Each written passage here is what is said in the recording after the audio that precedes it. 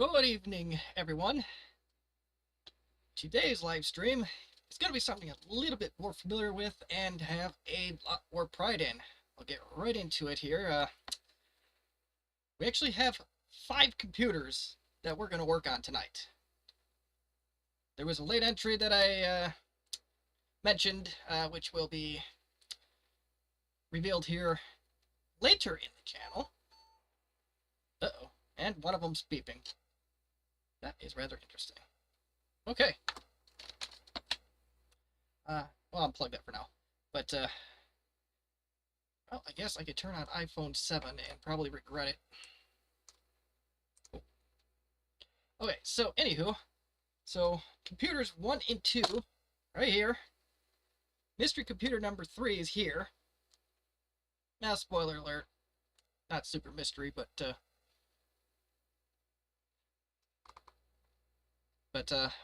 and then computer 4 or 5, I haven't determined what I want to do in what order yet, but computer either 4 or 5 is going to be the desktop, the Socket 3 system that I worked on in the very first live stream back in January. We're going to try and get that running tonight.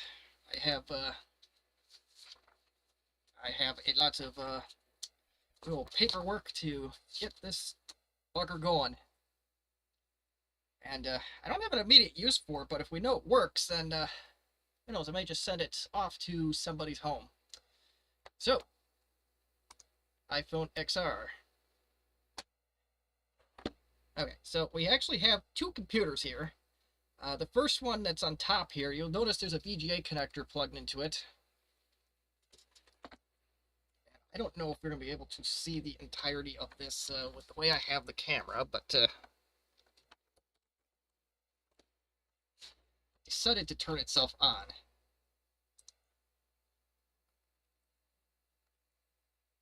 I'm going to show both the TV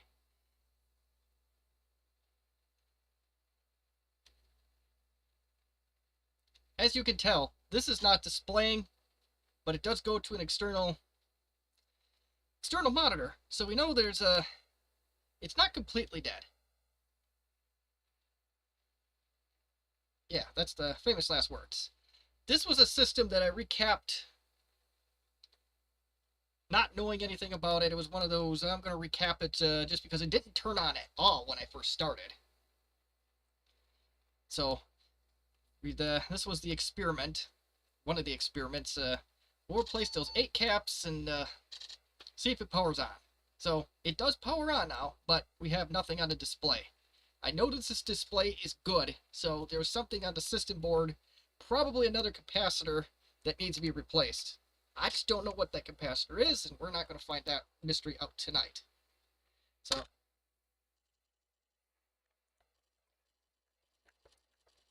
yeah, I must have my finger on the keyboard or something.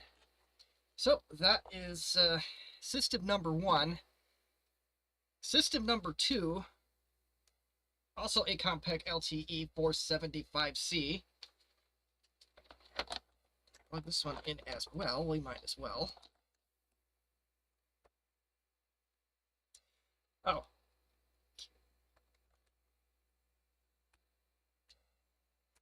Yeah. We got a hinge problem on this one. It's also rumored to have a bad display.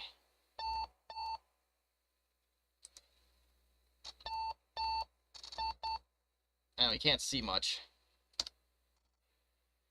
Oh, this has a hard drive in it.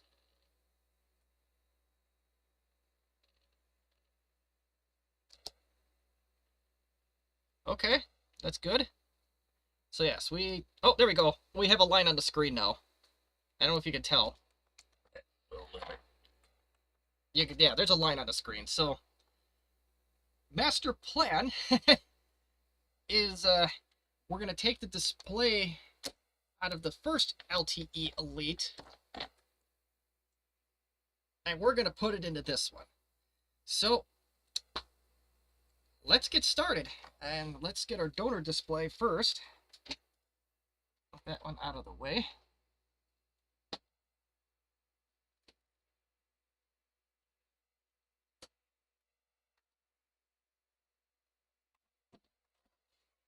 This one we've already tenderized. I don't want to outright give up on this system yet, especially with the theory of another capacitor could be in need of replacement. Although I don't know what that capacitor is, I don't know what the value of said capacitor is, so that's a couple of mysteries we have to figure out, but possibly another donor board may get us to that point. Rumor has it, it's only a rumor, that the capacitor is near the graphics card itself. It's one of those crummy orange ones that are known for going bad on these.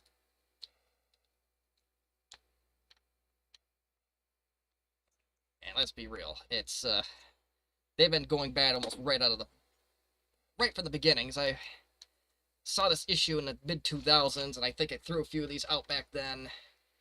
Just nobody's gonna want them, but so that was some mistakes made in my younger days.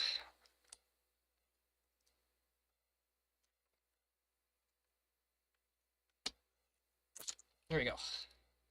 So that is out. Let's see about getting the rest of this yellow unit out. It is held on by 4 Torx. I guess T8s, possibly even T9s. Ooh, that's loose. It's an 8. So I think we can go one size up.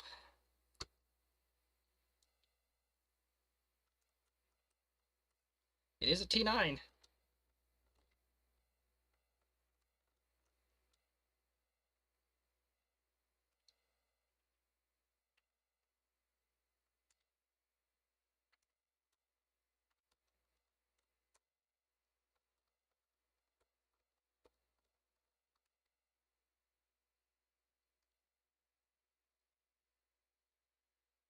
And a fair warning, I am on call this week, and the person that usually works second shift is off tonight. So if this stream suddenly goes, that's why.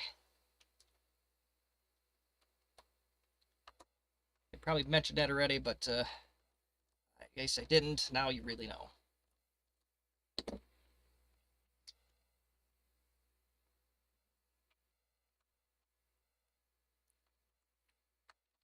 That screw held out for dear life.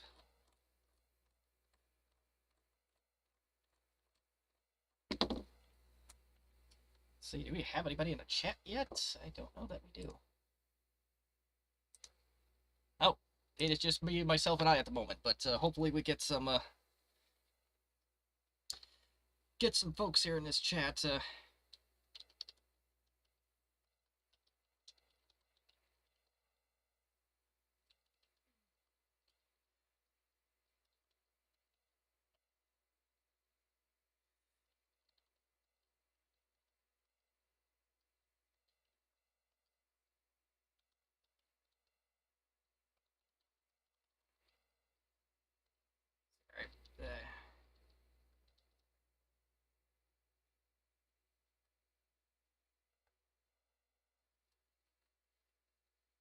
there you go. All right. Should have put that in before the. Oh, my YouTube's going. Yes. Whatever. All right. So let's get this display housing out. It should be free. Really?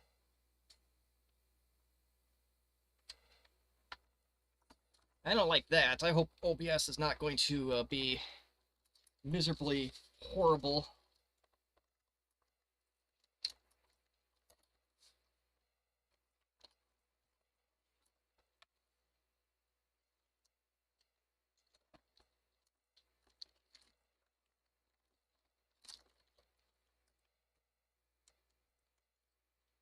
Oh, there's another ribbon cable here. So we gotta carefully, I can barely see it, but there is a secondary ribbon cable. That is not a flathead of any kind, so let's get a flathead of some sorts and let's sort this out.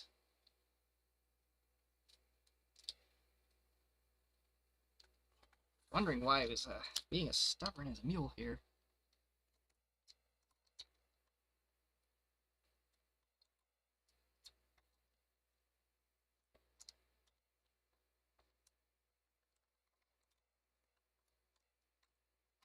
There we go. Display is just about out.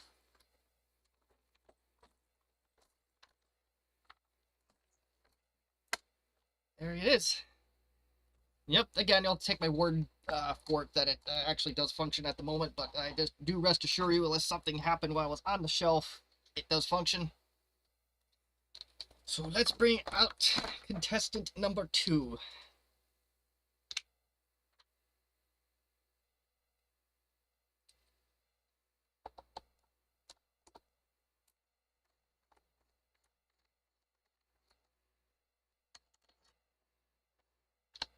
Very easy laptop to take apart. Then again, I've worked on dozens of these, so I do have an advantage. And by the way, I did something wrong right off the bat with this. Oh.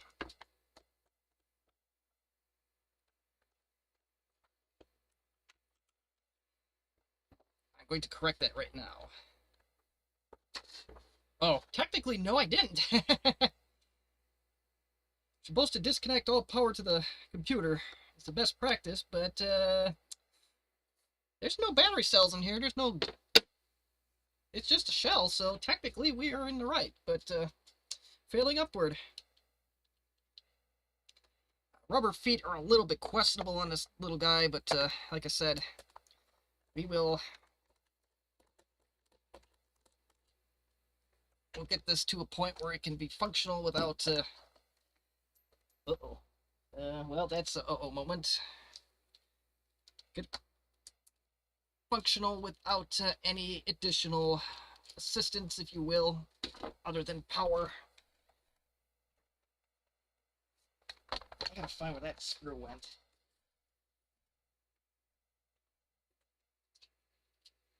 I did this. Oh, right there. We did find a screw. Woohoo!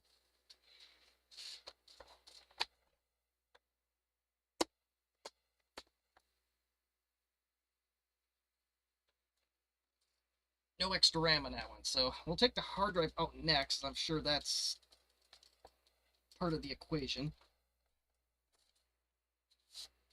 I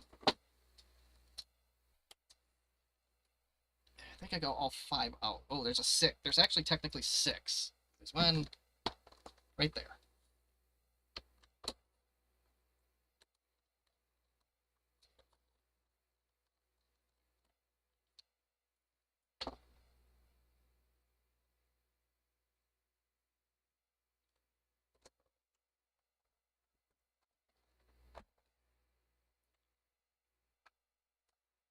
And yeah. This one actually came out really easily. I'm not sure how I feel about that, but I do not have any more of these made up, so we're just going to have to hold off on it, that part of it. 2 more screws must go. Actually, do they? Let me think about this. No, I don't think those screws have to go if we're just going to get a semi-functional unit here.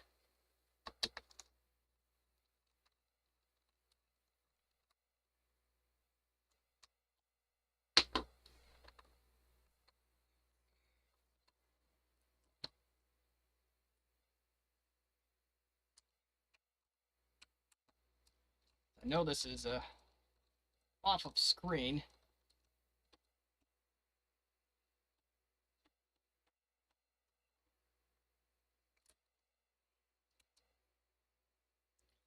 But it's going to be pretty much the same drill as the first one, so you're not missing a whole lot, but I am grabbing recklessly here, though, so you probably should not do that.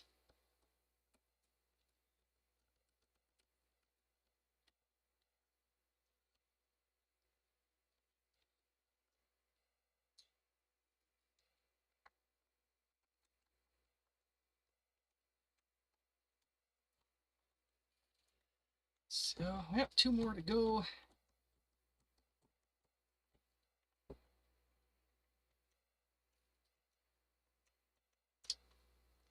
In most cases, the plastics are a little bit stronger compared to the predecessor of this, its predecessor, the LTE Lite.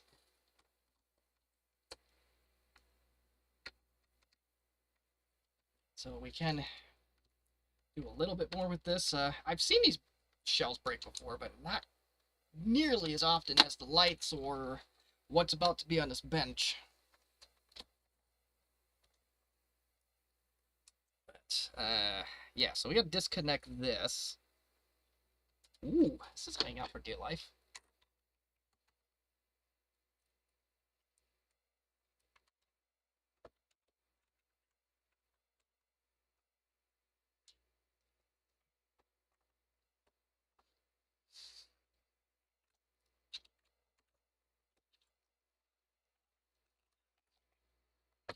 Yeah, pretty much the same drill on this one. We gotta get the other end of this out. So let's do that right away.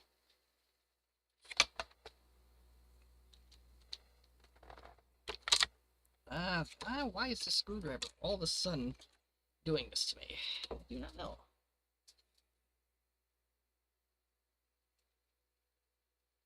Get to see more of I-80386SX, and you probably want to at this moment, but we are left with little recourse as I need a tool that is behind the TV.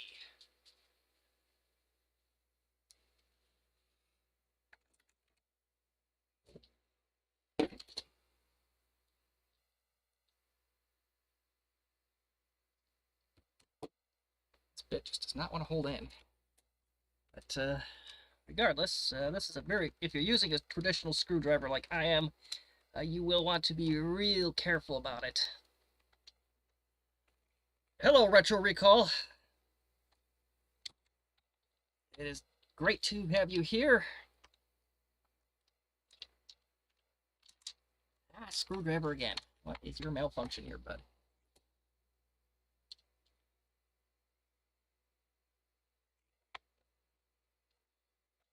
So, yeah, we're going to Frankenstein 2 LTE Elites into one. That's what we're going to start with. Have one with a graphics display issue and another one with a bad display. And this ribbon cable is hanging off for the dearest of life right now.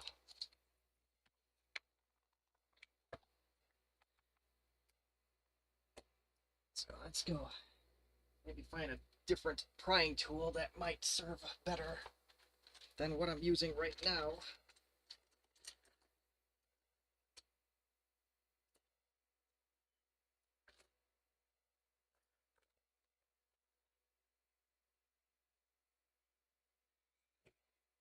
This one is giving me more. Oh, very good. Yeah, I gotta watch the previous Saturday's video of yours yet. I just haven't got the opportunity to do so. Yeah, this one, I wonder. Get behind it and pull?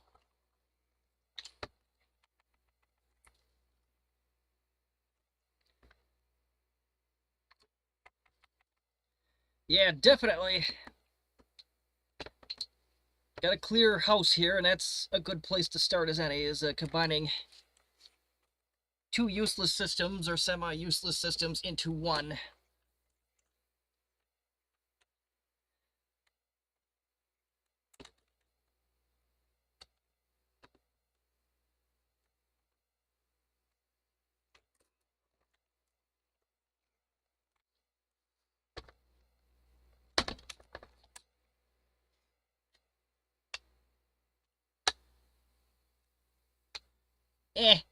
I had a good run.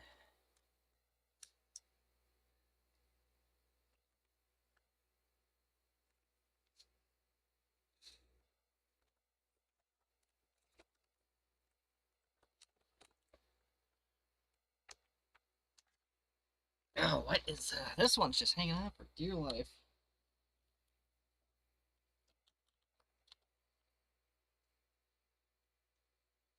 think I see why.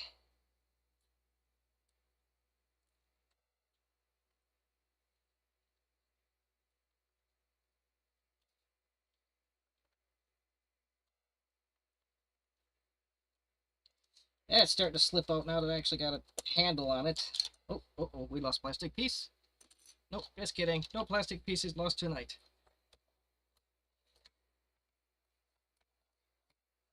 Alright, so display that does not stand up is now out of the way. Also had a line on the top, but it was very useful.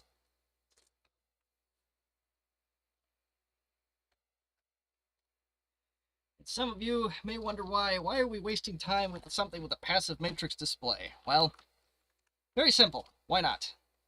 Especially these are getting to be hard to find, and they're not going to get any easier to find, so we might as well fix what we can and go from there.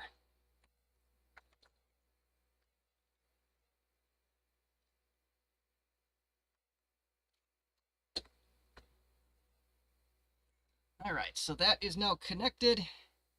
Let's connect the power source to it.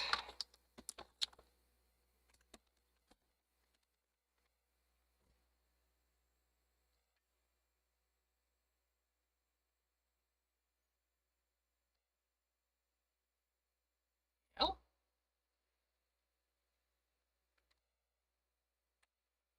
yeah, maybe I'm a liar here.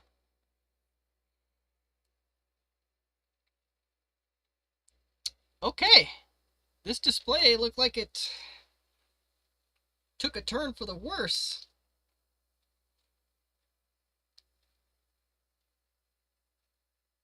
This bad boy absolutely worked when I put it on the shelf. Let's see, make sure we're connected all the way. It would so appear that we are.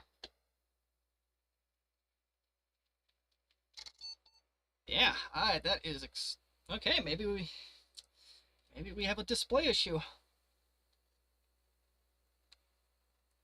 But we can prove that real quick here, actually. So, well, if that's the case, we may just set these two off to the side.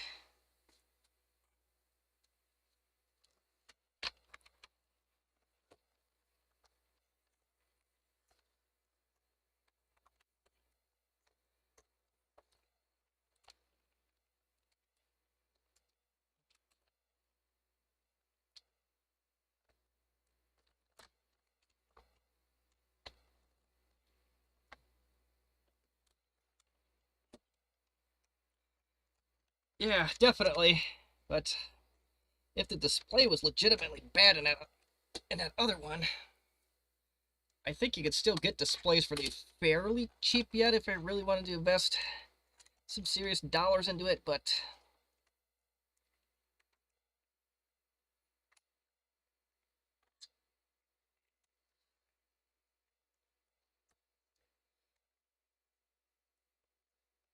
everybody's all about the active matrix displays these days, and I get it. Better just the display quality is superior. Everybody knows that, but let's see what this one does now.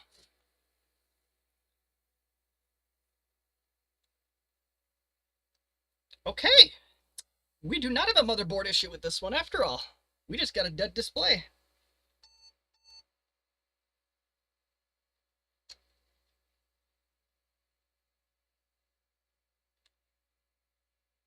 Yeah, that's okay. I'm trying to think of what I want to do here. I was not expecting that particular result. Maybe we'll go look in the display. We'll open up the display housing and see if there's anything that stands out.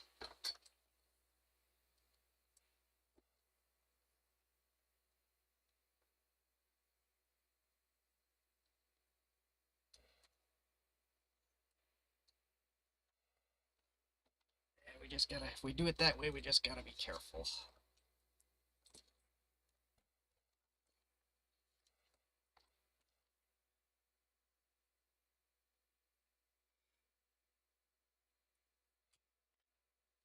I'll have to double check. I'm not sure how far caught up I am on things. I had a lot a lot of stuff going on, a lot of turnover at the job that actually does make me any money.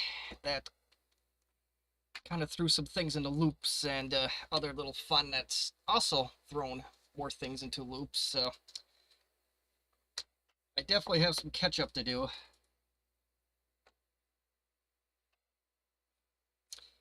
Fortunately, some of those issues, if all goes well, we might be treading in the absolute right direction. Can't give you more details on that, but it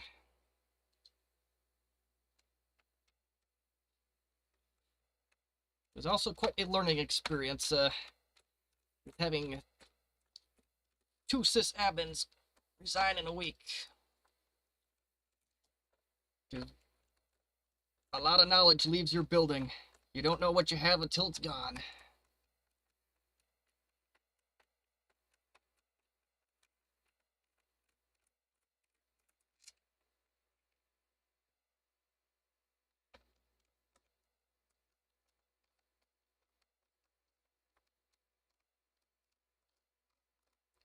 Anyway, so yeah, back to the retro,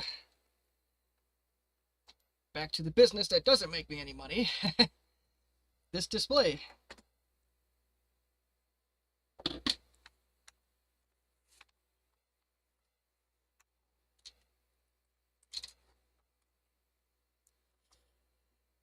heard screw fall.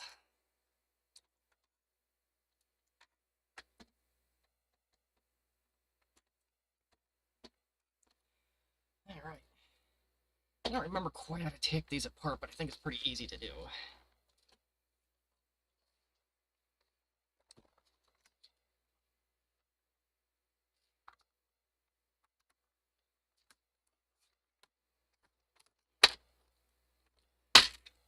It's also part of the reason why I picked these particular systems to work on tonight. It's more of a softball move compared to other things I've worked on lives.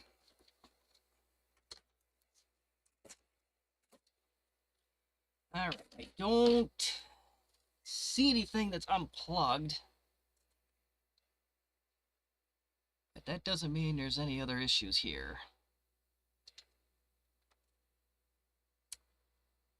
Oh, it's a Sanyo display. Okay. Well, let's see how...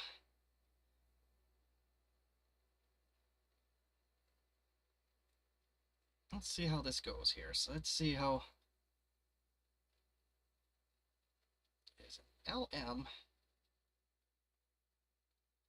CD53. I don't know the rest of it. Let's see how... Ooh, maybe not. We might not be... If it's the display itself, we might not be fixing this one. Unless we find another part system, but I don't see anything that's disconnected, so I don't think it was actually... Let me turn... Let me try this again.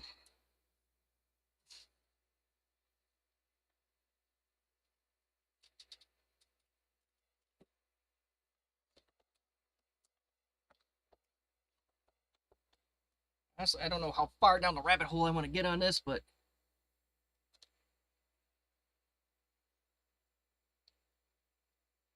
Yeah, there is absolutely nothing coming from this display. There's not even any...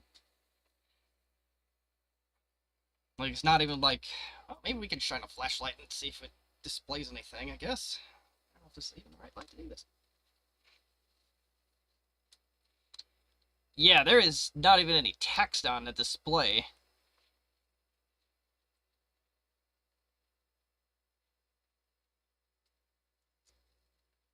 But that may be where I have this too, might have a thing to do with that. Oh, wait, I think we found a sweet... Oh, this might be inverter. Okay. That might be... We might just have an inverter problem. I know you can't tell. You'll have to take my word for it, but, right? There is text on the screen when I shine the light over, so... Could be inverter.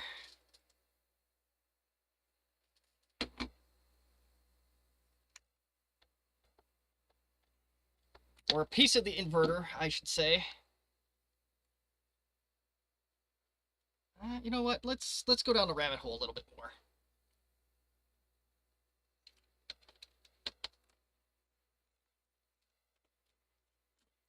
And I just realized this is not an American keyboard, or it's not a US keyboard.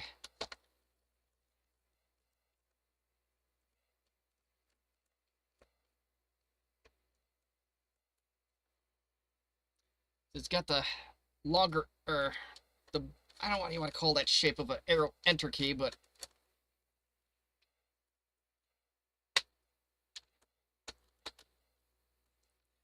as loose as these screws are, it is very possible that somebody has been in here before.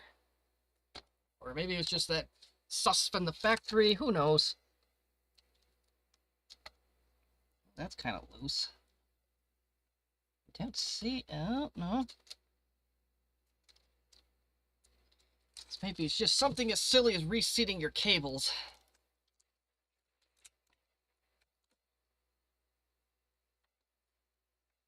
Oh, that is very loose. We need to correct that.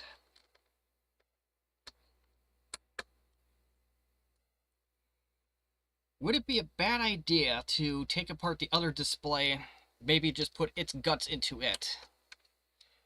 Probably not. You know, in fact, let's go grab the other display. Maybe we swap this inverter out and let's see if we can get at least one functional machine. Back to the original goal. So this one is going to be off camera for a little bit, because I only have so much bench unless this can hold. Oh, that's probably not the best idea. Let's see what we can do. Juggling. The great juggling act of 2024.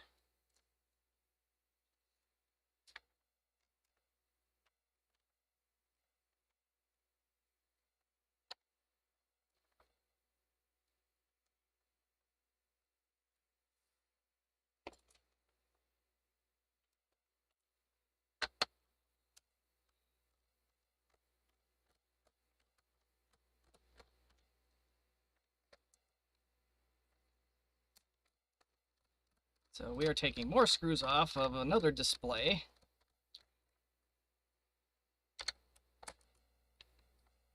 Most indecisive live video known to man.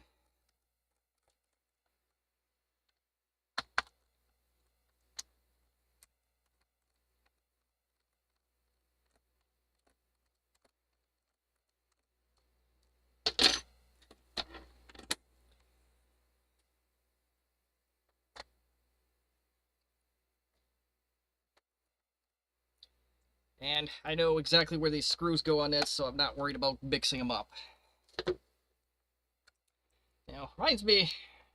Okay, here comes story time. Reminds me of a neighbor my parents had. I don't think he got out of middle school, but boy, he could work on a tractor. And it was too... He was so good at it that he could literally throw all the bolts into a coffee can and he'd know exactly where they go.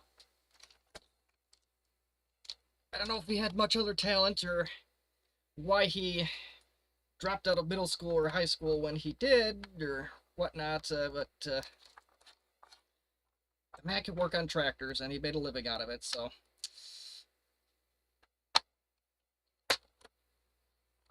The fact that he can be disorganized about bolts was very, very impressive to me, but maybe I impressed too much or too easily, or...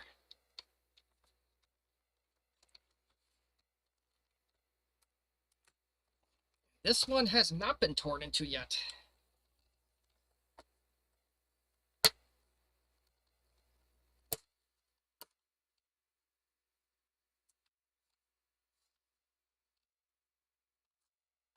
Oh, please.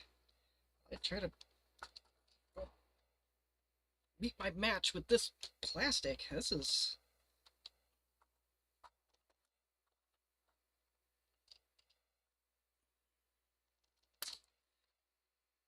Story time number 2. Well, that plastic is brittle. The first computer reminds me of a junkyard car. The second one reminds me of the part you're trying to replace in your car. Most of the time, the junkyard vehicle is far easier to tear apart than the one you're trying than your vehicle. It's all goobered up, if you will. Half the time, they're already. If you have the ones where you can go to yourself and pick the parts out, half the time the car is already half tore apart. Well, we'll see you later, Retro Recall. Thank you for dropping by and hearing my ramblings, and yeah, again, thank you for dropping by, and I'll get caught up on your channel at some point or another.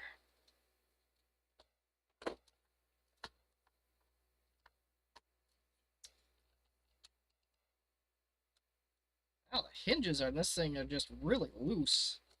So yeah, the hinges are shot on this thing. It's not a plastics problem, so I'm actually a little bit surprised by that.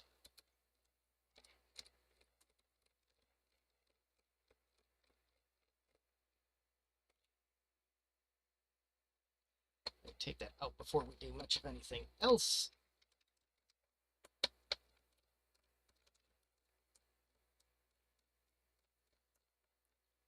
I wonder if these have caps in them. Oh, they do have caps in them.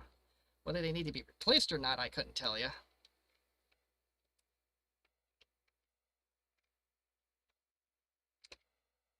Alright, we are just about disconnected. Hopefully, just hopefully. Connect that. I will connect the most stubborn of the connections first.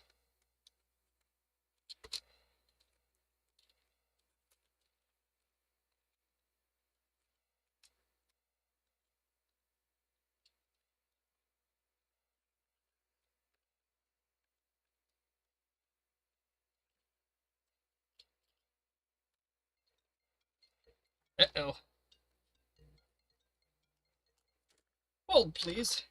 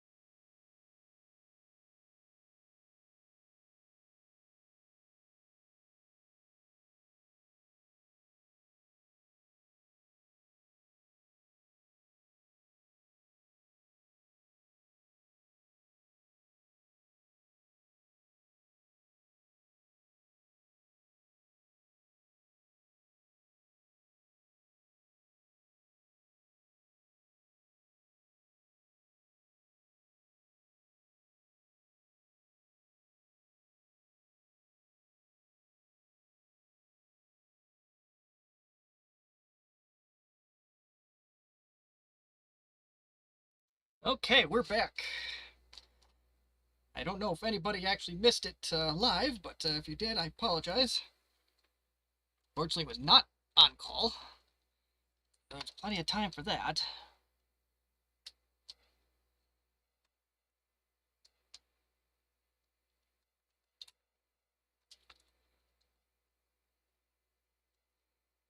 The downside to on call in my case, I'm one cast drawer malfunction away from ending a live stream or a password reset or an SFP module. I'm trying to think of other things I've had to go in for, but a TV going out. I'm not a fan of the TV calls. I really don't like TVs, but that's part of the job.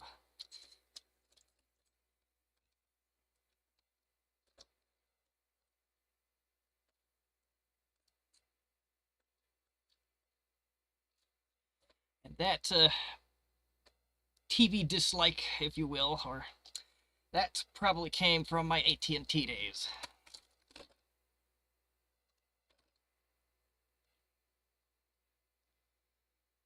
I don't recall taking screws out of that display, but maybe I did. Anyway, use the skinny boys here.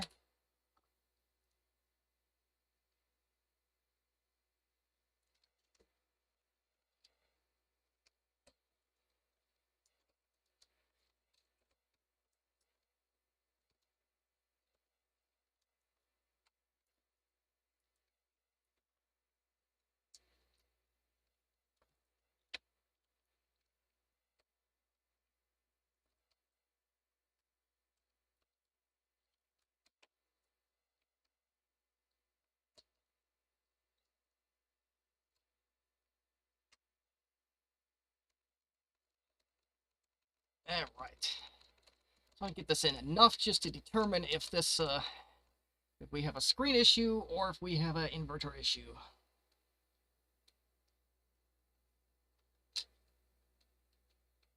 There's a tiny fuse on there. You can test that for continuity. We won't go down that rabbit hole tonight, but all right, we are in play.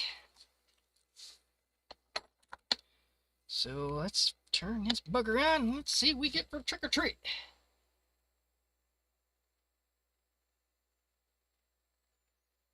All right, it is the inverter.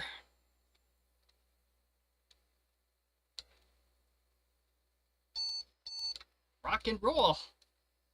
So we have a bad inverter. That is legitimately the best case scenario. I don't know that I can find one like this, but we'll try. Or, I don't know, we can always do the old fix-it thing. This thing's still kind of angry.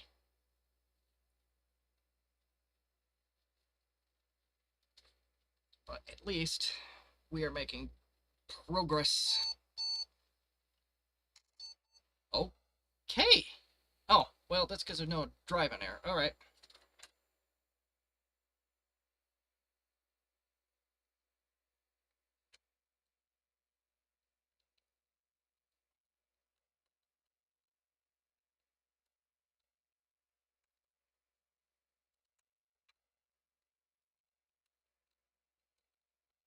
Catching something here, don't you think?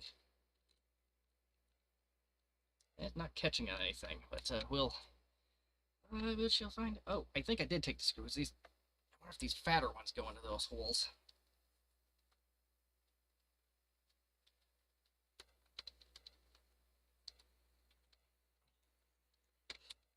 All right, yeah, the fatter ones go into those holes.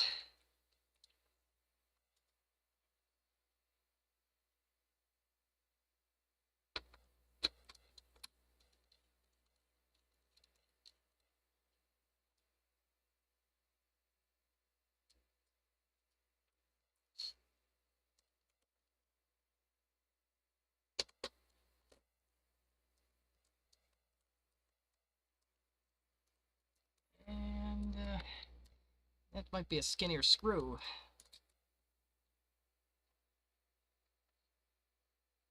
Those are all skinnier.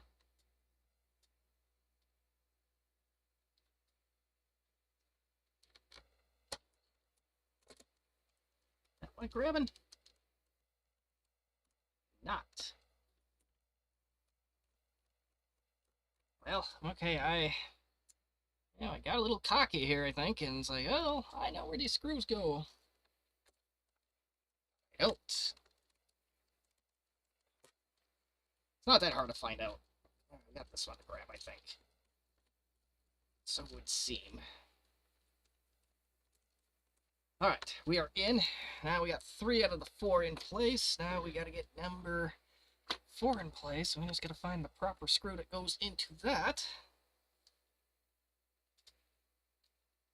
Gotta find the better screws here.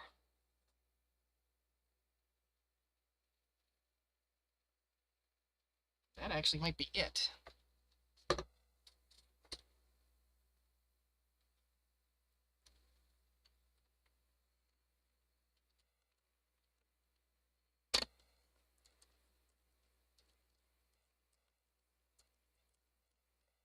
In the wide world. I can't believe this. There's a screw went off the bench somewhere. Let's try it. Oh, that one does look bigger. Let's try that one. I have not become as good as my parents' neighbor on working on tractors, because it took me a while to find the right screw to go into that spot. No problem. Let's put those all the way down. And I did break one of those things, but we're trying to get the functional here, so we're not.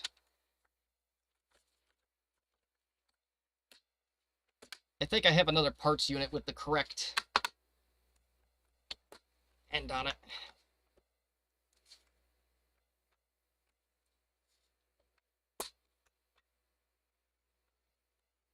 Fantastic.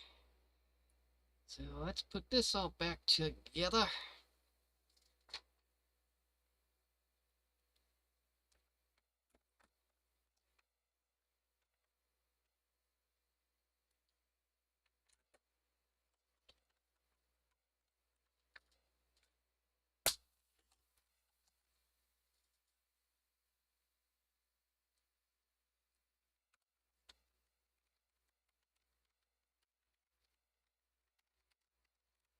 Okay, we are getting there.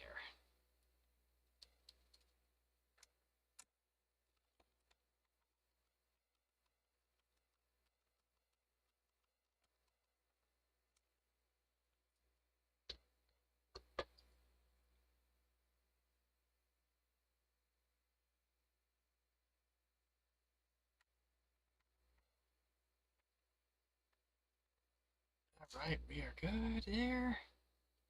This might be going a little too far, but let's feel confident tonight, shall we? Confidence is what people look for. Or confidence could be overshadowed by arrogance. But we're not gonna get into that tonight.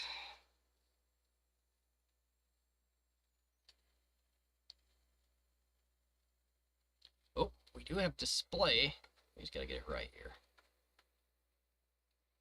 Oh, you can't see that, can you? Kind of see it.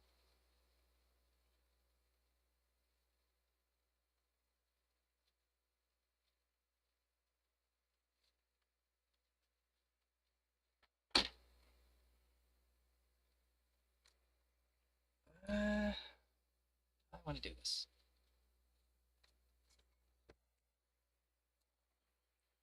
See? It does display now, so. Oh. Oh, you can't even see that. Okay, well, welcome to Passive Matrix life. I really want to replace that keyboard. We have it open, we might as well.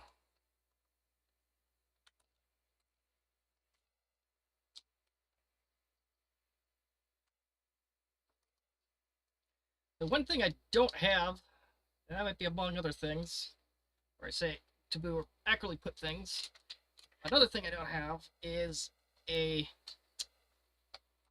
another floppy drive that works, or reads discs, specifically.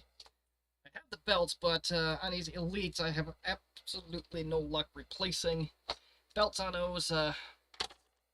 It'll keep the drive from randomly spinning, but it just doesn't actually read anything. So there's some other underlying issue with the floppy drives that come out of these systems.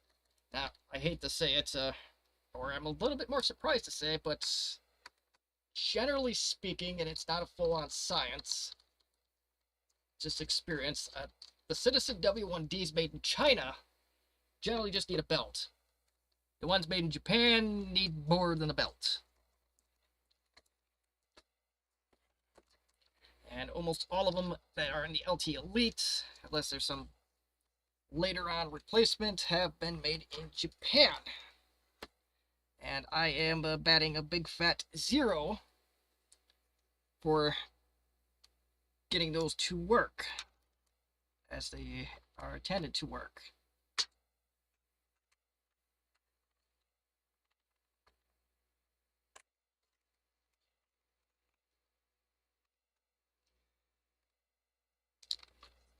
I can't believe how much of a pill this is being.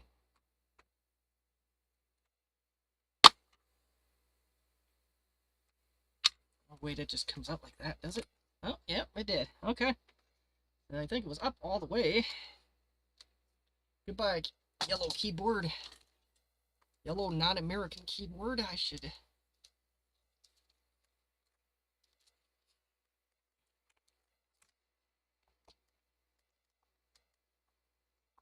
I did buy it from somebody in the United States, or they shipped it to... The shipper was from the United States. There we go. I hung on for dear life. So this is a domestic keyboard, as it says. It's a US keyboard.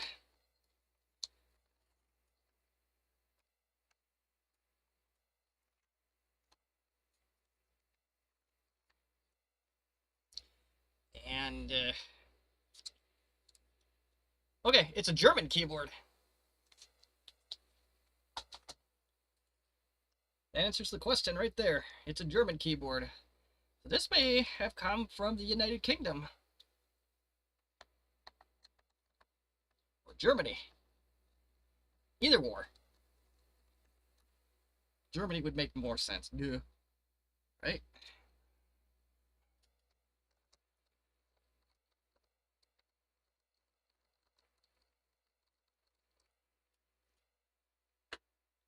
I got a Contura with a Arabic keyboard somewhere. It really stinks, though. It literally stinks. Well, it's got very, very bad capacitors in them. That's the part that stinks. We're going to get this back together.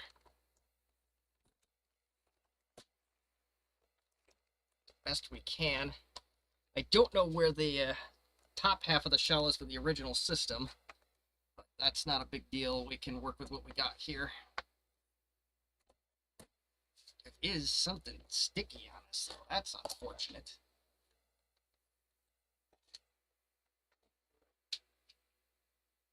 Got the keyboard. Did we get the keyboard screws in?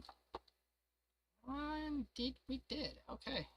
This is not snapping in correctly, but we have a bigger problem that I just forgot to address, which could be catastrophic if I don't. So let's get those screws in for the hinges themselves. And this display is this housing is starting to show cracks. I did not realize that, but I'm not in any mood to do any transplants at the moment, so we're just gonna have to keep it as is. And who knows, maybe a little super glue might make this one right as rain too. It's not a bad crack by any means. It's not a structurally changing issue.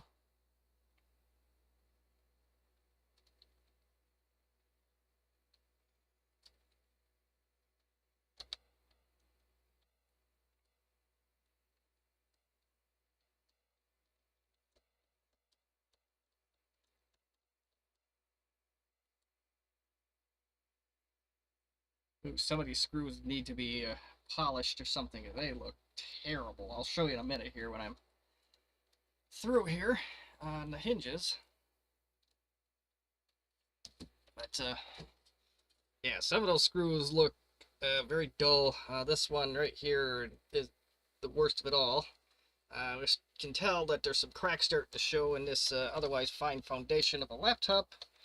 And we'll get the other 6 screws in and be, in theory, this one will be Frankenstein into one.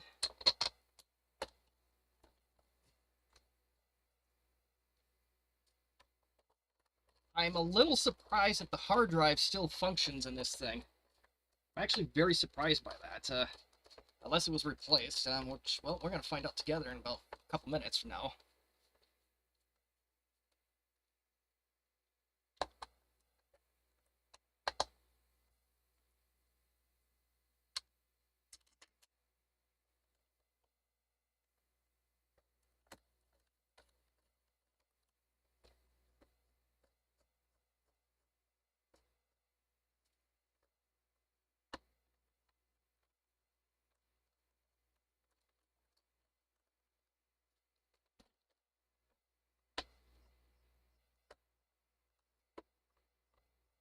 Screw finally caught on, that's good.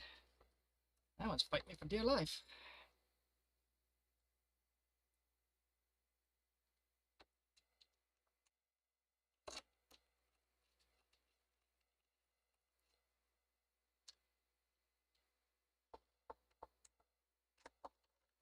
I know I'm off screen again.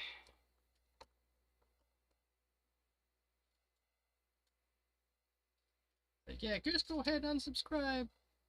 Don't do that. I prefer you not unsubscribe.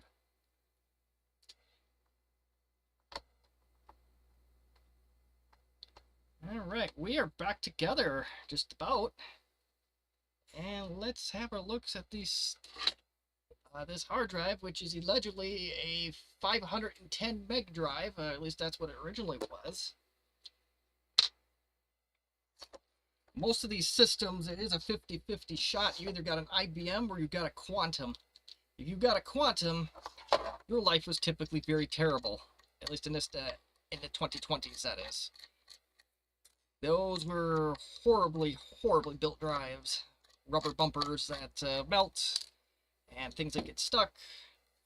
Not fun. So I'm going to open this little canister, and we'll see. Oh, you know what? I should probably do this on camera. Not that anybody's going to accuse me of camera tricks. But this is an IBM. It's definitely not a Compaq original part. That looks like an IBM part number right there. But if it at least boots, then I think we have something we can work with.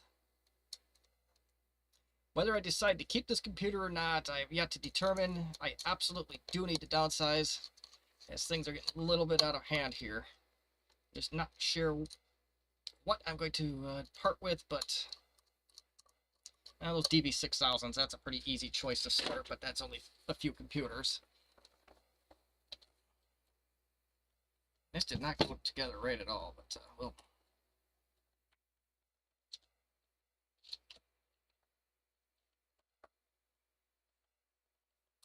I wonder why the screws went in so hard. We can fix that when I'm off stream. I want to get on to the... We got quite a few systems to go here.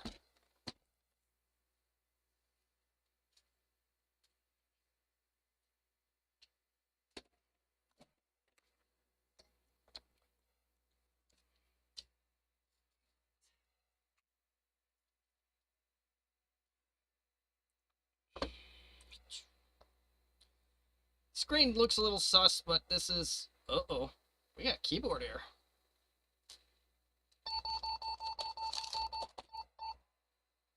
Stuck key.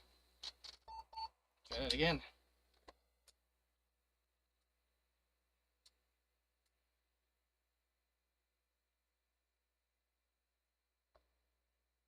No shenanigans, please. Ah, you're gonna shenanigan all over me. That's not very nice.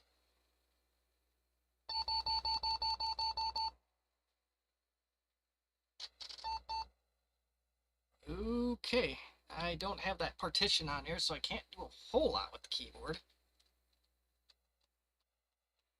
Best I can do is press keys.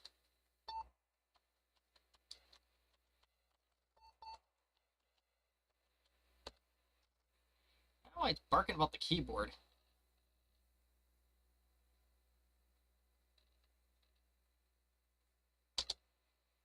Does this have scan disk on it? I doubt it. Nope. I didn't catch what it was running. This is Caldera DOS 7.03. Still don't know why it is not unhappy with that keyboard, but regardless, why is there a line on the top of the screen again? Okay. We have a line on top of the screen on this one, but maybe it's software.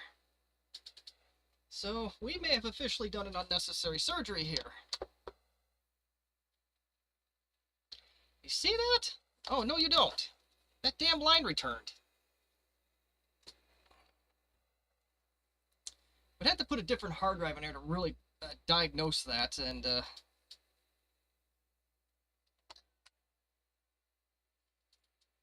yeah, that is very interesting. Or this machine has more of a problem than what is let on here.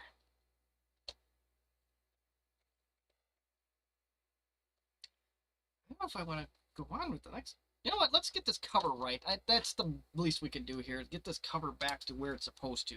I can't leave it like that. That's not fair to it. Let's give it the respect it deserves. And maybe we can find out why this keyboard is just being obtuse. It could be because the cover's on in the way that it's on. That is a very strong possibility. I thought the keyboard was good.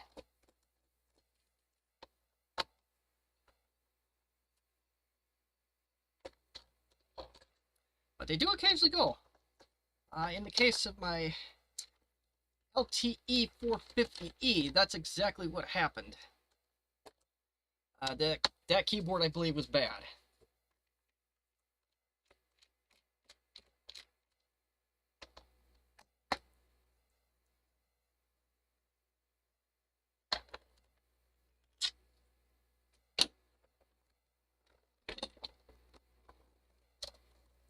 Okay, we have 4 screws. Where's the 5th one?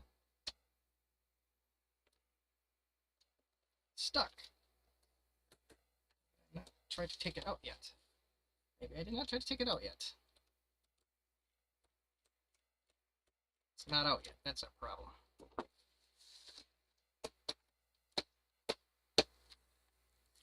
Well, you know what? I'm sure it's going to come out as soon as I lift this cover up.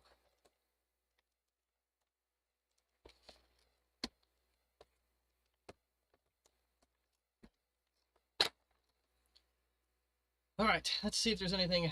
Let's tinker with the keyboard a little bit more.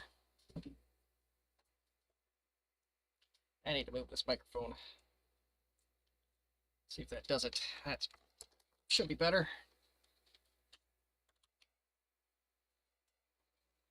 Let's see if we get a keyboard error.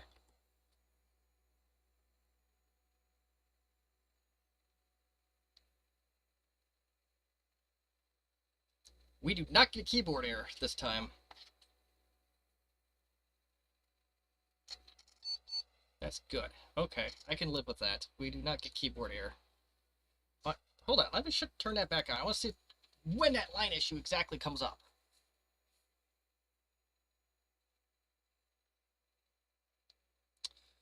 I guess this is why it pays to power things on before we put them on stream. Somebody tinkered with this power supply.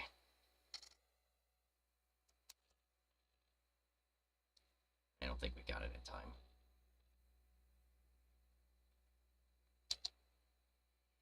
I think it's whatever's running here. I wonder if we can... oh, there is. Okay, let's see if we can...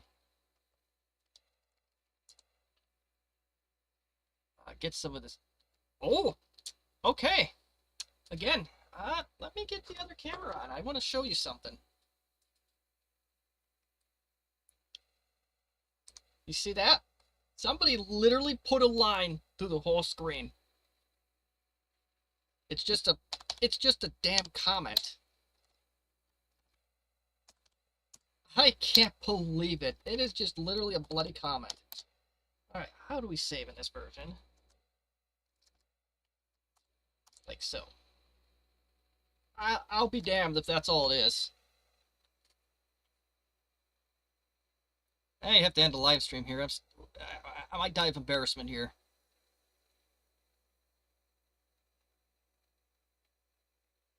It looked like a legit line.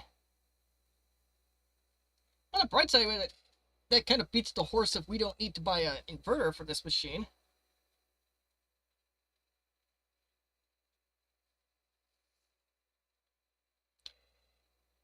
Don't like this exactly, but I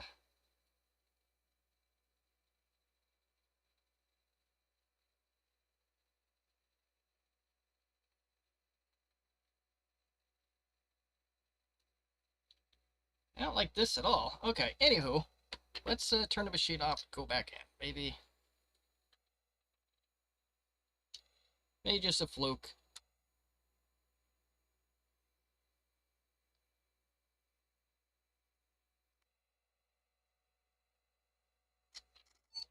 Keyboard is almost certainly fine.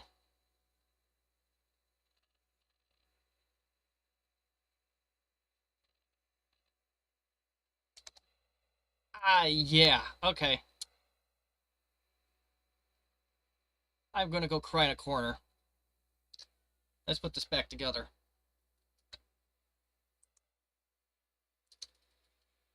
Yep, I might have to go look for another career on that one. That is embarrassing.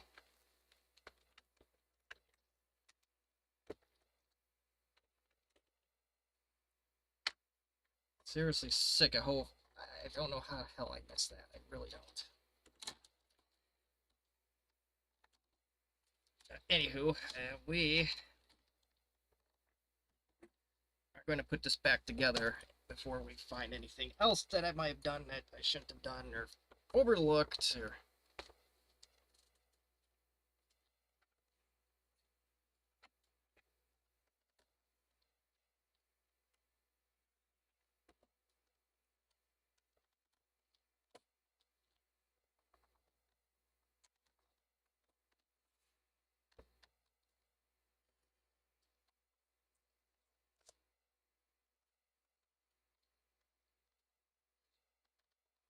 This is just not sitting right either. I don't like this.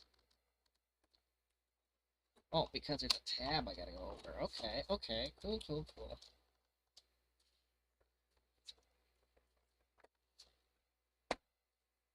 Guess I can get rid of this comment. Can I get rid of that comment? No. Cannot get rid... Oh, I can remove my comment.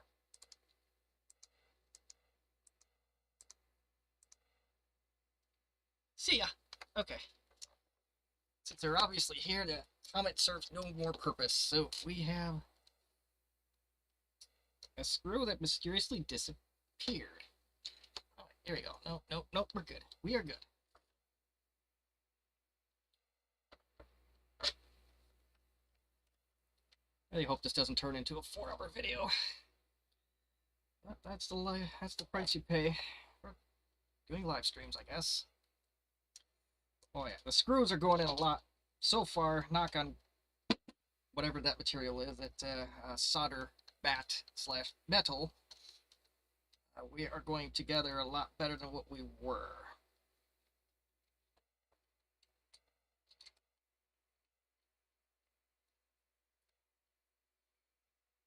So I think that should solve keyboard problem. That should solve most of the problems of this machine. But regardless, we do have a semi-functional one now. It's semi-put together, so that is a trend in the right direction. It gets only more interesting from here, though, so don't go anywhere.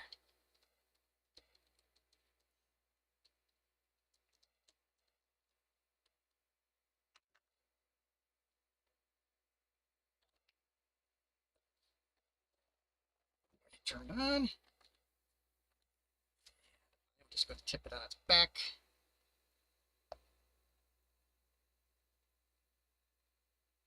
No keyboard error. Excellent.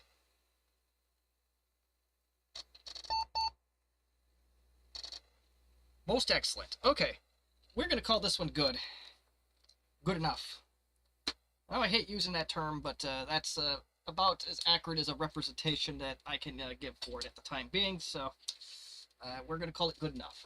That's something I'm going to stick by, and I'm relieved that that motherboard is good, though. That is a little disappointing at the same time, but having a working...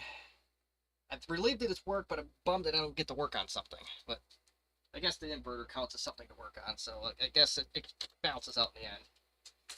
Wish the previous owner didn't hollow out this battery, but it is what it is. Uh-oh. Wait a minute. Tear this back apart again. Yeah, I think I'm going to have to tear this back apart, because I forgot a piece, but that's not going to happen tonight. We're going to move on to the next system.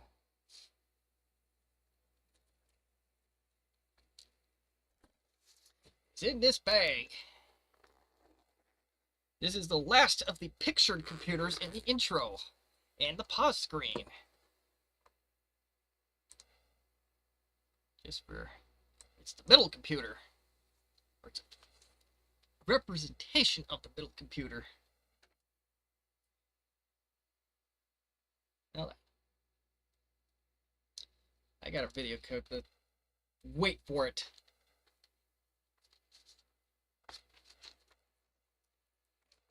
I don't know that I can get this with one hand. There's a reason behind that.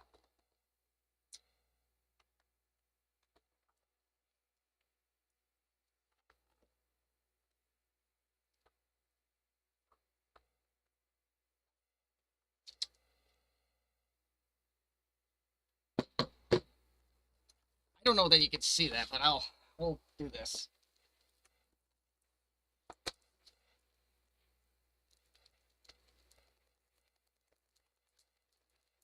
Ew. Ew.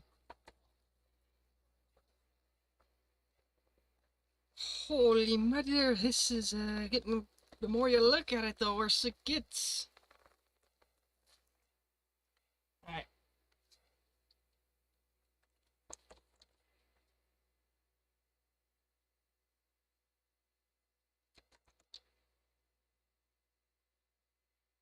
There we go. We're expanding social media, and I did something that's probably against the law here.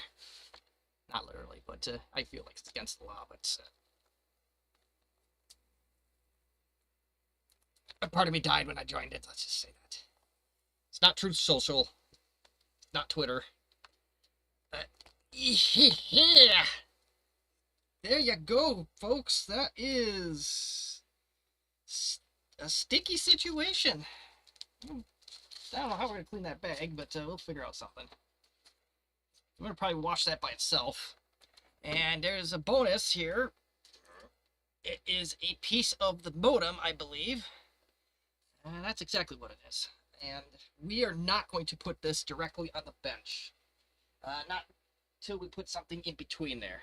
This is probably going to make a bigger mess, but that's all I have right now. The moment is just some good old-fashioned paper towel is going to be what's going to go under this. Let's see what kind of battery it has inside. This could be make or break on how we're going to handle this. So this may be a very short demonstration of what we're going to do here, or it may turn into something else. I'm not sure. But the way this battery is not coming out does not fill me with confidence. Ooh, ooh, ooh, ooh. The terminals are still there. Okay, good. We have a chance. They are not brittle at all. This originally belonged to the city of Rock Island. Now I am going to go look on my phone and see exactly where Rock Island is.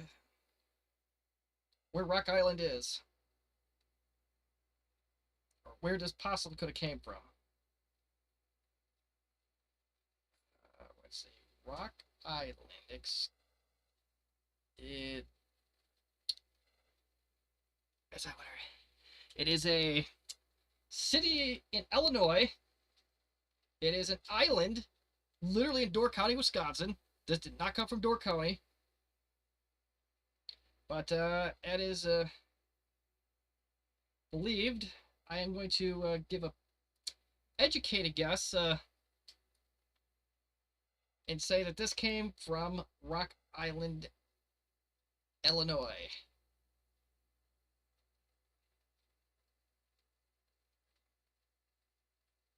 Yeah, I have a very high confidence that this came from Rock Island, Illinois, and not Door County.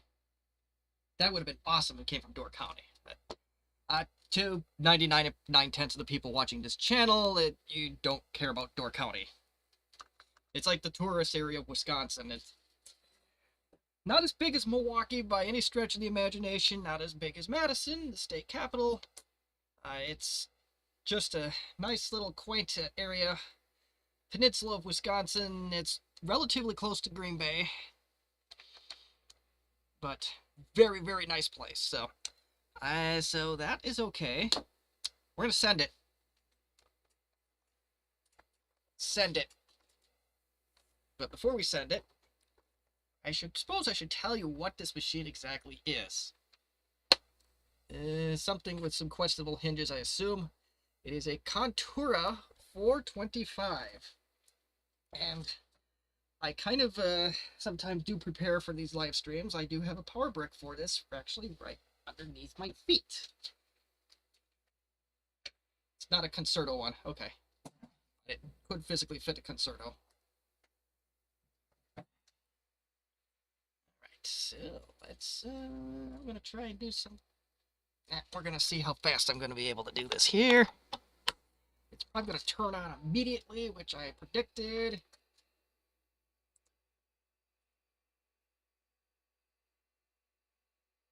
And 8 megs of RAM. It is indeed at 425, so that would make it a monochrome. Oh shoot. That would make it a monochrome passive matrix display. These. Uh-oh. I don't think the control key works. Ugh, that's a Connor. Yeah, I like Connor. Go away.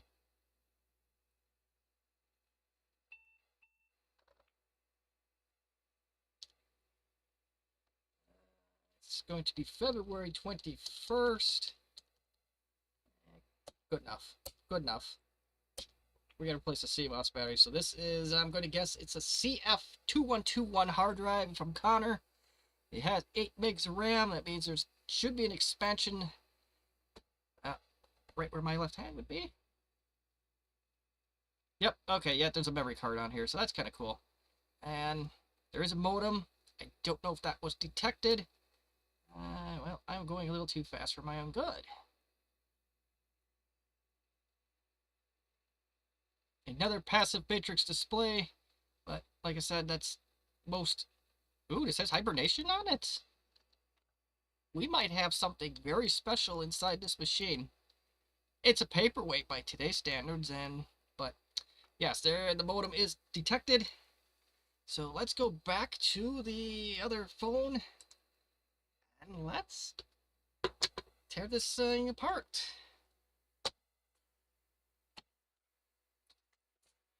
Another very easy system to get into. We know that the city of Rock Island, Illinois used budget compacts. That much we did learn tonight from this live stream. Although I'm not sure if that's going to come up in any test or interview, but hey, if you ever get an interview with the city of Rock Island, there you go. Maybe that might tell them, hey, I researched your company. This Small Potatoes YouTuber has one of your former laptops.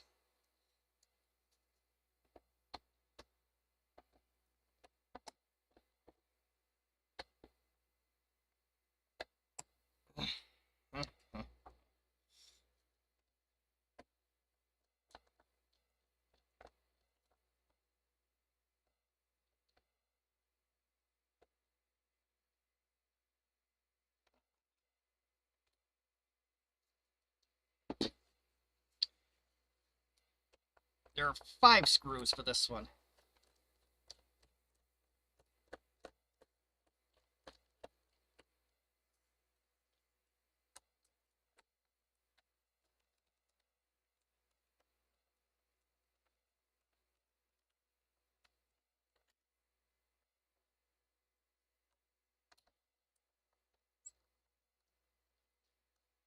Let's get the other one out, and we should be able to open this bugger up, and we should staring right at a computer, or most of a computer.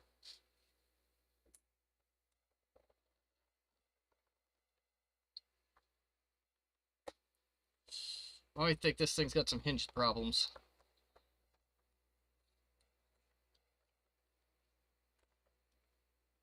Because I swear that opens further than that.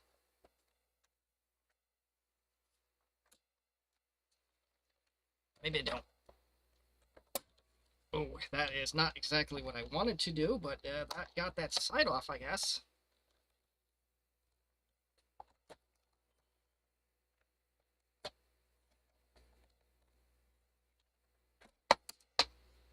No hibernation battery. And we have one broken standoff on this, which is right there, which is also to be expected, given the state of these machines, and they are brittle. They are very brittle. And I'm going to guess that that is the original hard drive, or it's another hard drive from another compact, because I do appear to see compact branding on the Connor. I'm in a second here. I'll have to pull out a hibernation battery, which I've demonstrated on this channel before, but I'll dig one out, and I'll give you kind of a crash course on what they look like, because it's kind of a cool thing. It's something we take for granted today, but back in the 90s, it was a really cool thing, where you could literally take your battery and power off of a computer for a short period of time. Might be a suspend battery. Yeah, it's probably the suspend battery makes more sense. But yeah, you could literally put your computer to sleep, take out a battery, swap out for a fresh one, or you could take your battery out because you feel like it, and you would be exactly where you left off. Let me go get a battery real quick here, because it's one of those suspend batteries. I don't know that I have an original.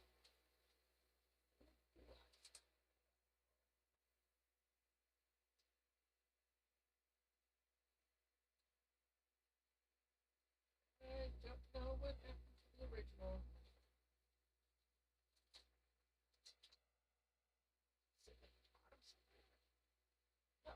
Oh, wait, there it is. Doesn't have any. I'll just show a replacement. That's okay. There we go.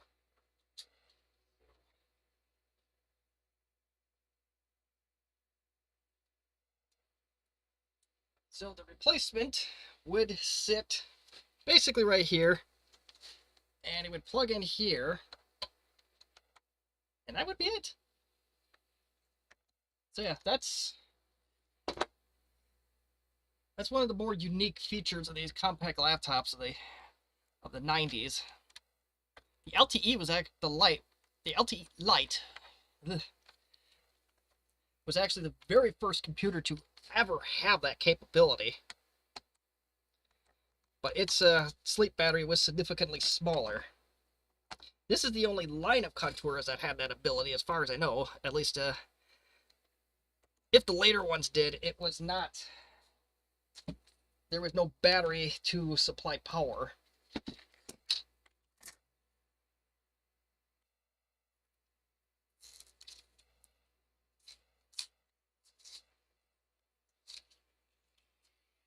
So if those later ones did anything like that, I'm curious to find out how they did it.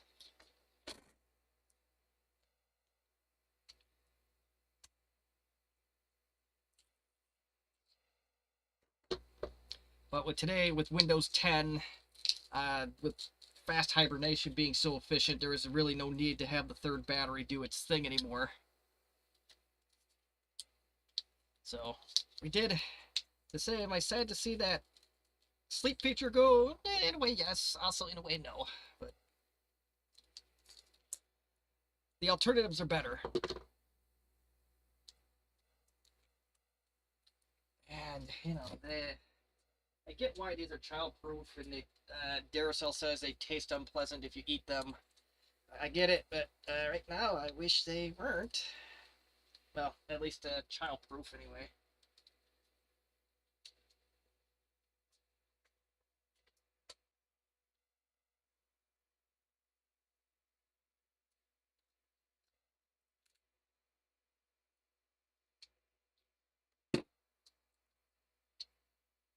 Now, some of those electronic people, why are you using Duracell? We know that they leak.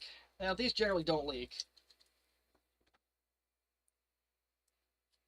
The most sensitive coin batteries I've ever worked with were those ones in the Macintosh Pismo, anything that uses the Panasonic VL2330, which is really unfortunate because I sell a lot of those. All right, and we got ourselves a CR2430 in there, fresh as a daisy. So we should start keeping time. And if the keyboard is not a miserable thing to get out at the moment, I will try to pull this drive out, and I'll just, oh, yep, so this is the drive in question. Oh, wait, did that come out? Or does something else have to come out? Maybe the power supply has to come out.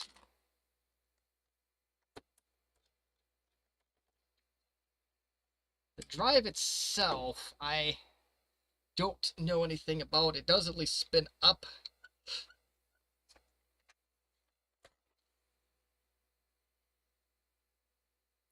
Oh, we got some okay caps on this one. Not the cheapies that they normally like to throw in these, but yeah, drive comes right out now. So, ooh, so this is a later revision caddy. You see, it kind of looks like that Compact decided to drill holes later on. That means you could put the 200 meg Seagates in here and not have any issues whatsoever. But it's a type. It does have a Compact part number right at the end of it. That 001 indicates a Compact part number. So this drive is definitely original to the machine, or, well, there's more hints. It's original to the machine, or somebody swapped in for another OEM drive. Either or. But yeah, so these do need to be recapped typically. If it starts to stink, especially the 486, that's the first place you want to look, is that board. And I did not take out my other light tonight, so I'm going to have to do this in a little bit of a low-tech way. I'm just going to have to use good old-fashioned flashlights to give me a little bit more light for what I want to do. I suppose, oh, wait a minute. I take that back. Will this do me any good? A little bit.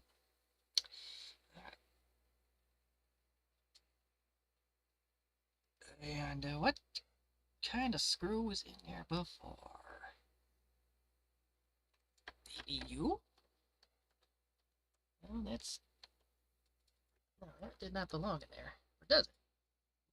I don't think that belongs in there. Maybe it does. Yeah, that belongs in there. Okay, okay. Looks like it's going into plastic, but that's definitely correct. The floppy drive itself is a Canon, which is very relieving. Although those do have the potential of needing a recap. At least they don't have belts. Or at least if they do, the belt presence is significantly smaller compared to the Citizen inspired versions of these. This is a Memory Products and More.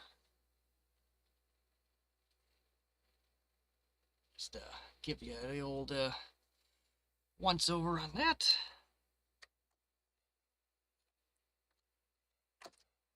do something dumb like I did, yeah, you may have a bad time.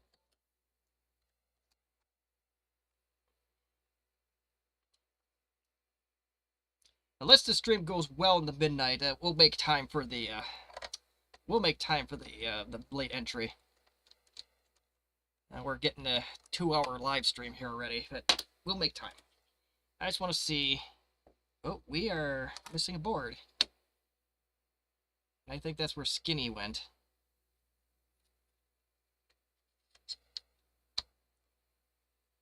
Don't know if that's supposed to go quite right there or not. Let's try to get that back in, shall we? What was there before? Okay, that literally sits like that. Okay. And that's where she's going to go.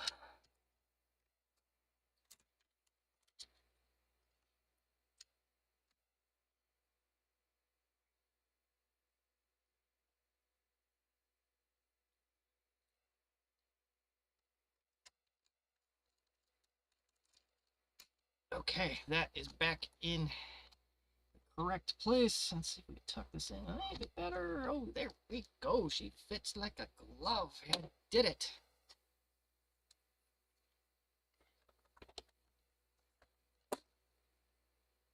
So let's put this back together.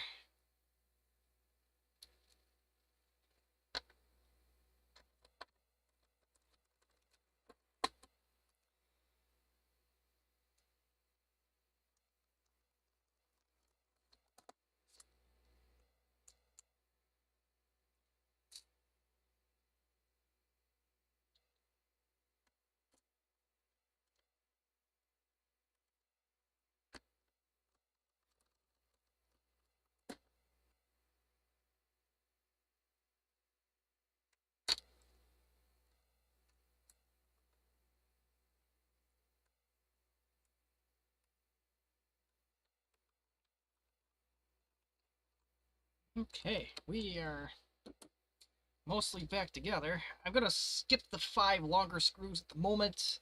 Although it's going to be 4 longer screws because one of them is going to do nothing at the moment because its standoff is completely broken.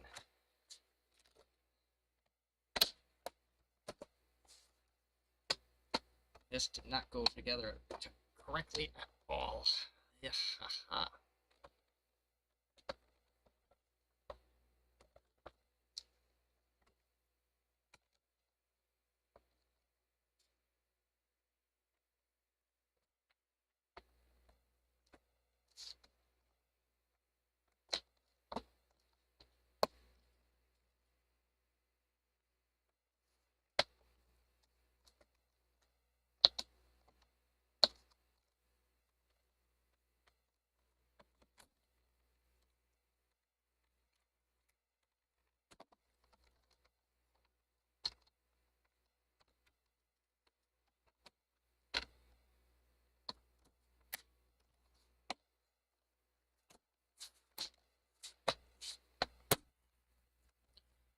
Alright, mostly back together, minus the 5 screws. I don't think the battery takes a charge, so I'm not even going to put that back in at the moment, but... Ooh, I have a genius idea. So genius that I might confuse myself on how genius the idea might legitimately be.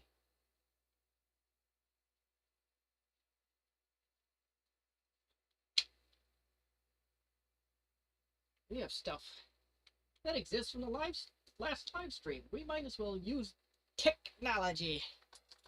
Right? That's right.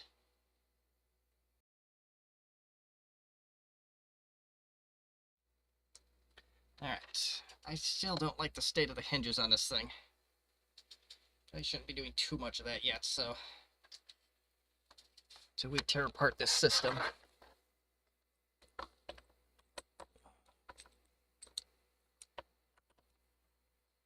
Well, I'm not as much of a genius as I thought, because it's not one of those 14-pin adapters, so we're just going to have to do it like this.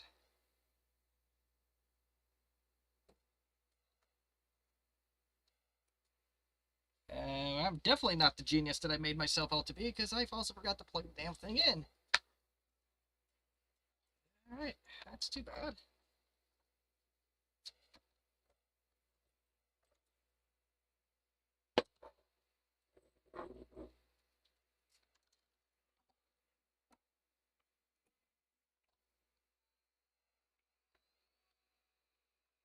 Now if you could, oh yeah, we could kind of see that. We could work with that.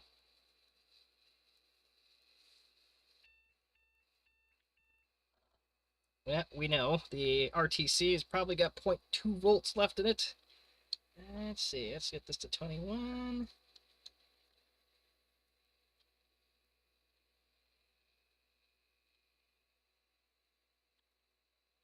I'm surprised that nobody's chimed in yet here.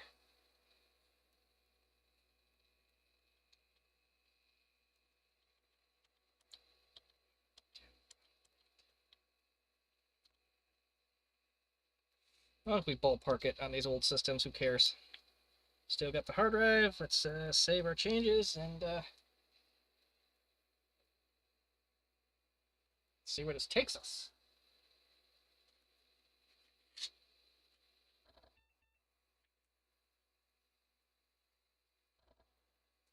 It's got DOS on it.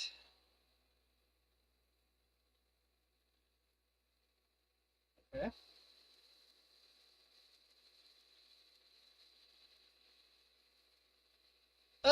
Oh.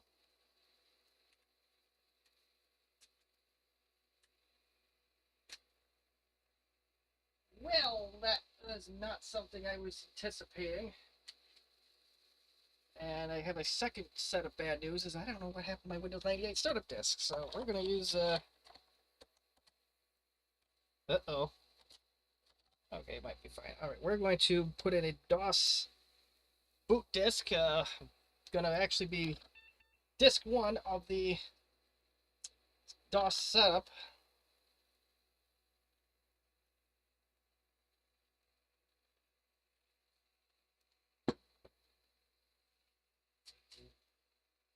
But I think this floppy drive may have a problem.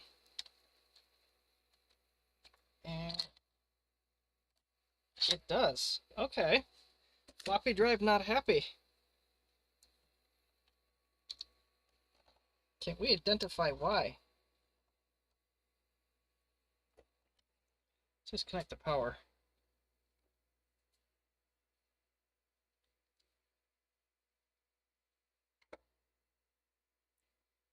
Oh!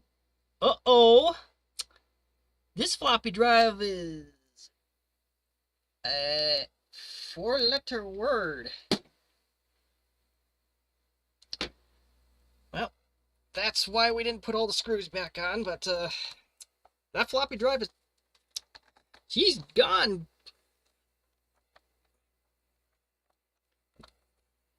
At least at the moment. But that was not something I was anticipating.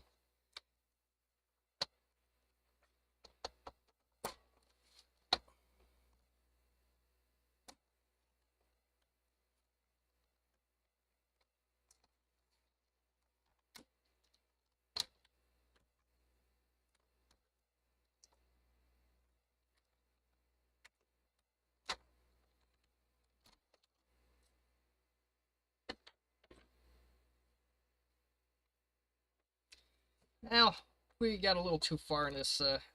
I've never seen this on a Canon floppy drive before. I'll show you. As soon as I can here. I gotta get this metal piece off. And, well, try as I might here. I don't know how I managed that, but that screw is stuck in there. We'll get it out. Don't worry. We're resourceful. We got a whole pile full of parts here. I think we can... I really want to get to that tower. That's the one the non-compact part is what I'm interested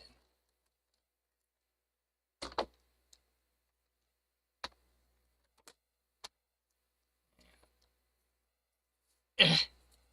See that? That's special. A little percussive maintenance will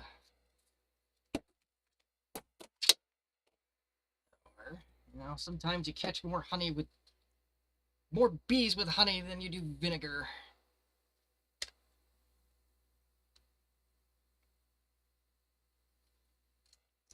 There you go. That screwed out. So let's get this floppy drive out of here, because that is definitely a problem that we just discovered that is going to require tearing this apart. That I'm not going to do on live stream, because there's no guarantee that the floppy drive itself is actually going to work. And I don't know. Oh, no, you can't see it. So we're just going to do it like this. We're going to open this door, and I'm going to... we're going to... I don't know where that went. We're going to show you exactly what's inside this puppy.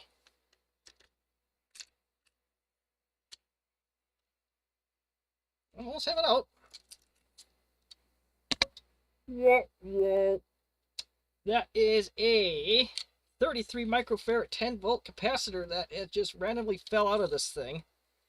And she's rotten. She is absolutely rotten.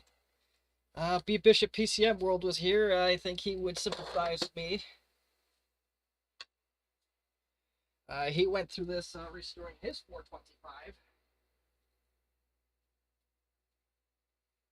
And he wanted a perfect one.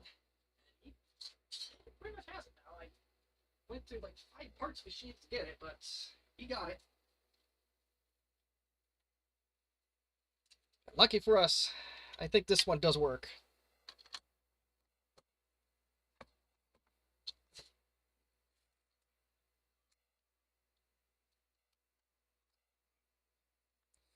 So tonight we got to quit IT.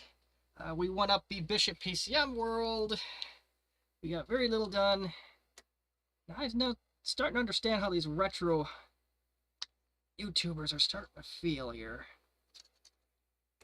And it's just the month of February for me in general has just been terrible.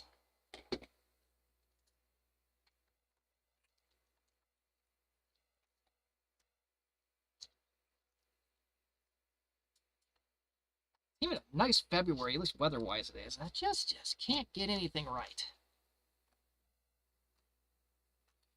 That little luck I have runs out as quickly as it began. It's just bleh. Ever feel like you have one of those months?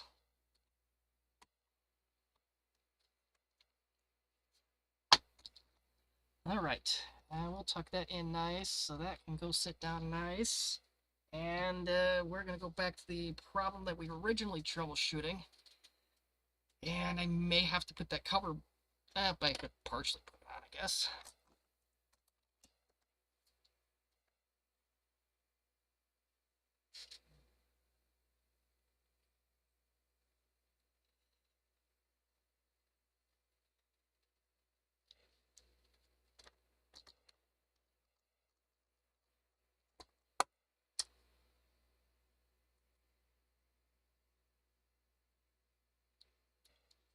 Alright, let's get that back on.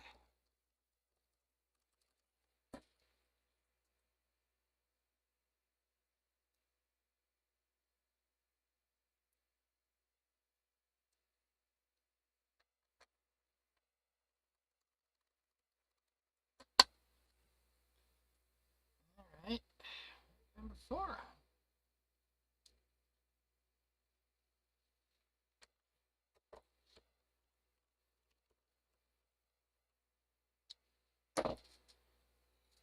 I hope this floppy isn't junk.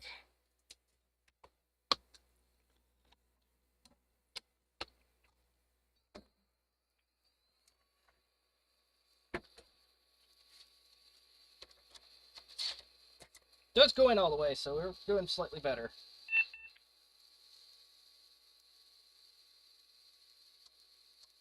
Yep, this one does at least read a floppy.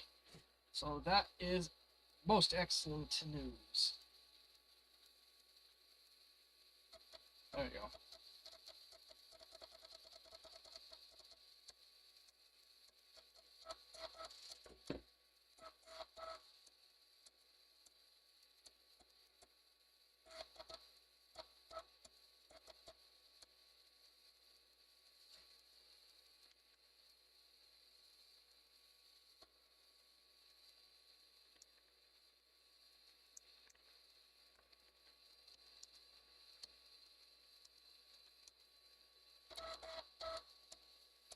if that's quite the...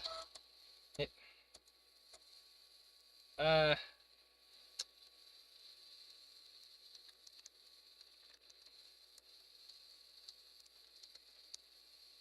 I don't remember the whole syntax of this, so...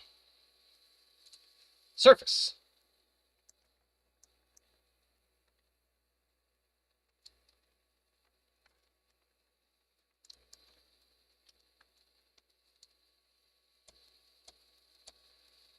See if there's any thing that's glaring red flags. Compressed volume.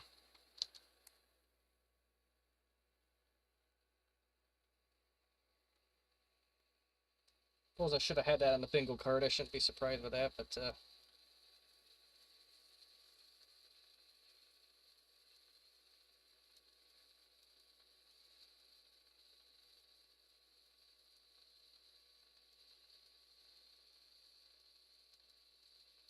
should have had another system going for this, but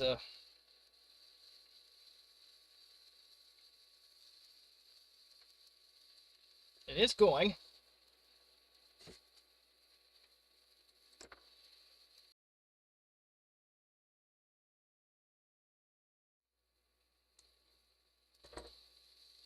It is going actually relatively fast.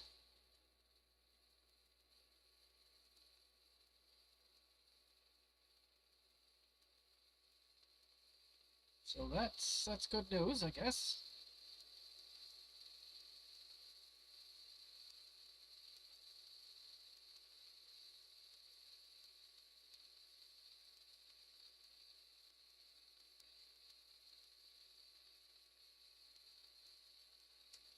Yeah, that's I'm kind of happy about the way this is going. I'm not sure if the C drive is gonna...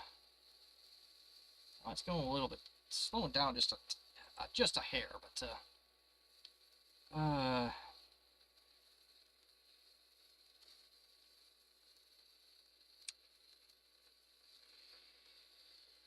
remarkably does not stink like dead fish.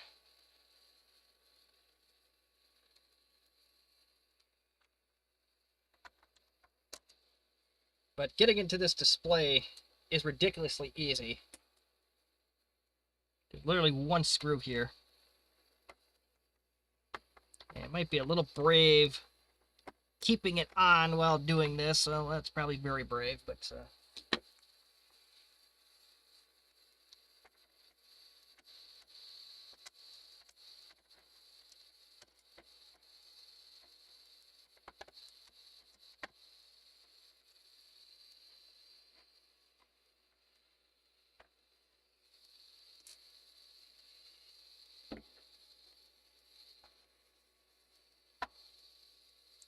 yeah, we'll wait for this to get through before we do anything else, unless I can prod into an edge somewhere, maybe. But it's crazy how little bit holds that on. It's literally one screw. This is the only computer I've ever seen where the display was like, this bezel was on literally by one screw, which you cannot see. So that is...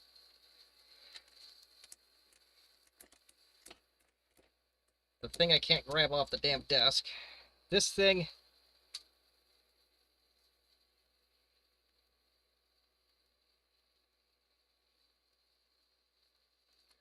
Ooh, this display needs to be recapped really badly. You see all those lines? That is a telltale sign of a system needing a recap.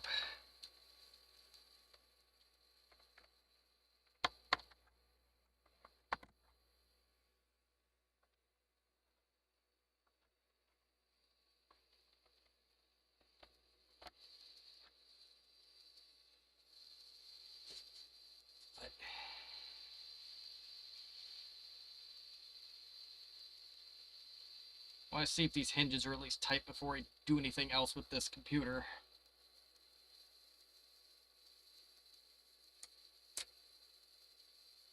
But we'll just sit and chill here on this part.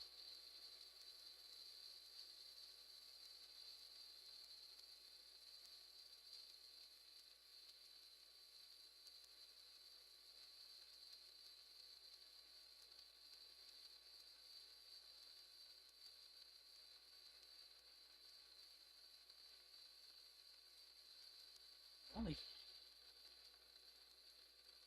this is actually pretty remarkable.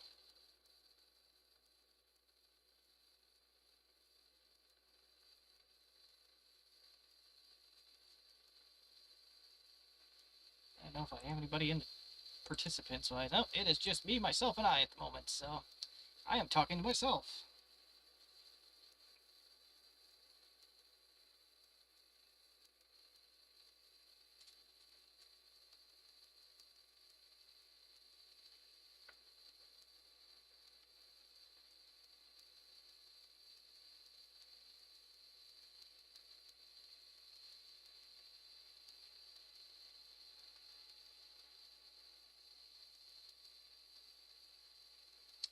But, yeah, I'm going to take this gentleman in this, just to open old wounds. Oh.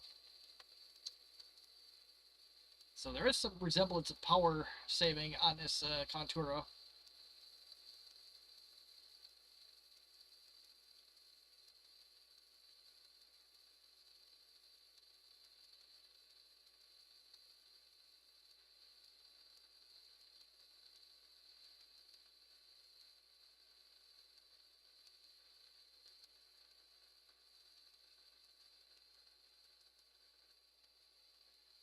Like that. That is most excellent. So we're going to select the next drive, and we'll see what the old C drive has to say on this.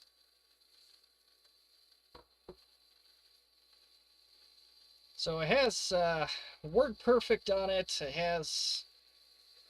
ooh, okay, we found... I'll do a save.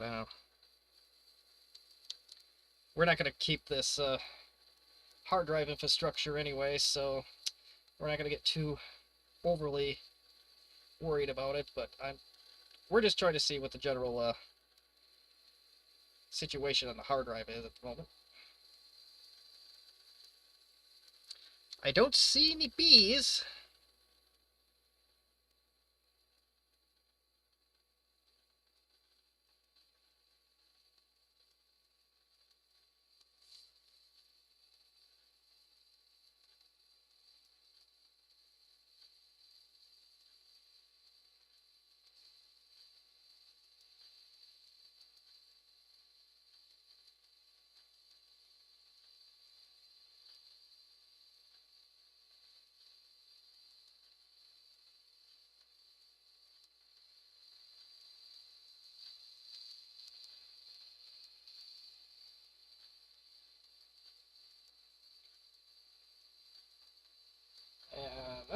Uh-oh, maybe our luck has perhaps ran out.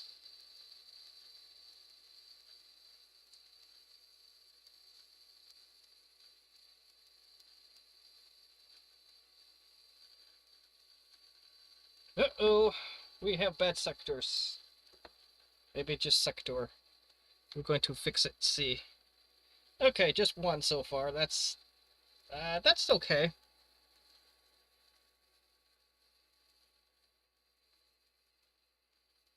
Although, you can't really tell if it is, though.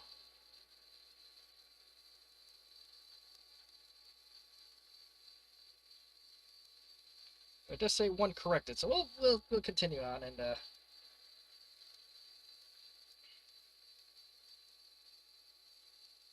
we'll see.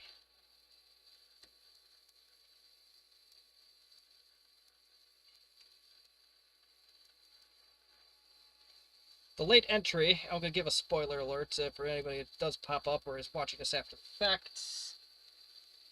Is very similar to what we have on the bench now, but it's very unique for 2024. Just as far as I'm going to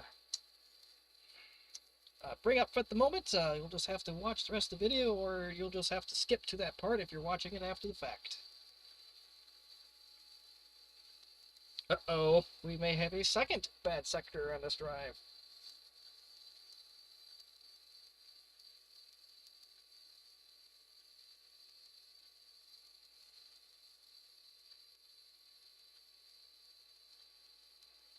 Yep. Oh, indeed.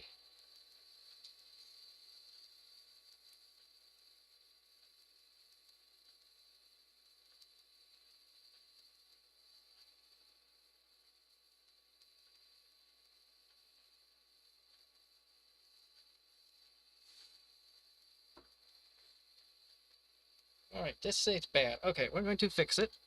And hopefully, if we find a lot of bad sectors, I'm not going to waste our time dinking around with this. If it's only a couple, we'll see. If there's 5 or more in a row kind of thing, then I'm just not going to waste your the viewers' time here.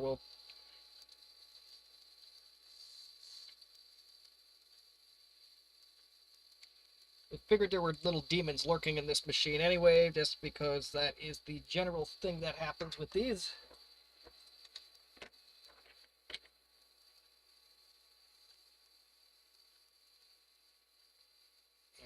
Alright, fix. Nope.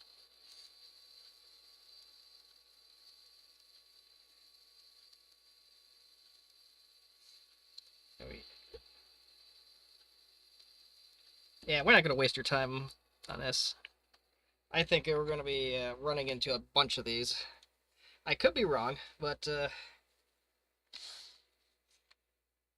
I'm just not liking the way that's going, so I'm going to just stop it right there for the moment, and let's see, get this sucker off of here. And that is coming off with very little resistance, so...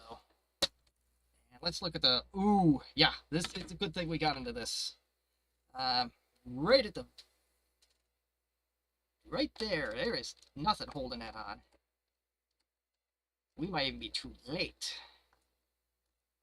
Ooh, maybe we're not too late. That would be nice.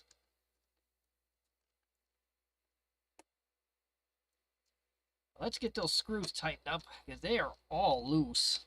That's a death knell for these systems. They are all loose. That's probably why I had troubles that I had. I know it's not going to guarantee I'm going to fix anything, but at least we can have that part be proper. I don't know if these are... Those don't usually come as loose. It's the ones in the display housing themselves that are the real problem. And there's a whole mess of caps on the left side of this that have to be... If you really want to do the best you can with this display, they got to be recapped. I think there's 9 of them. I don't know what the values are.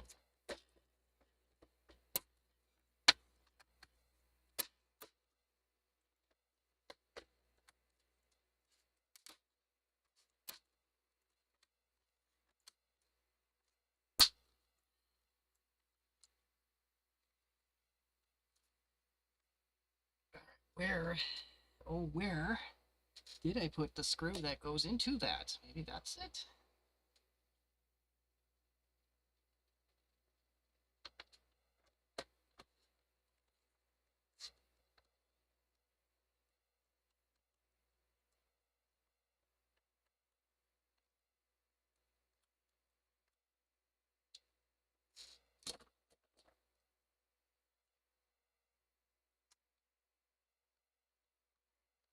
Yeah, the display is supposed to go just a tad bit further back, and it didn't. We'll take the floppy out because there is no point to doing anything further with this machine at the present. Uh-oh, this is not attached.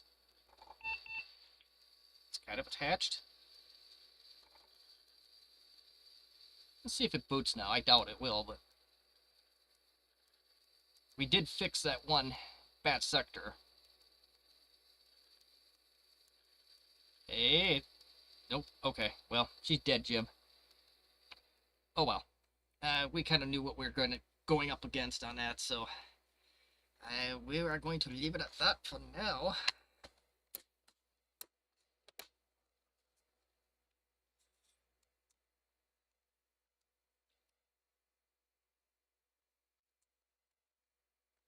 So let's get this back together the best we can. We'll shelve it for now, and then we're going to move on to the next system. But at least it's kind of functional. I don't have a hard drive handy for it. Although you could put a CF to IDE adapter in and install OS that way. I'm going to do that another night because I have 2 other systems to get through.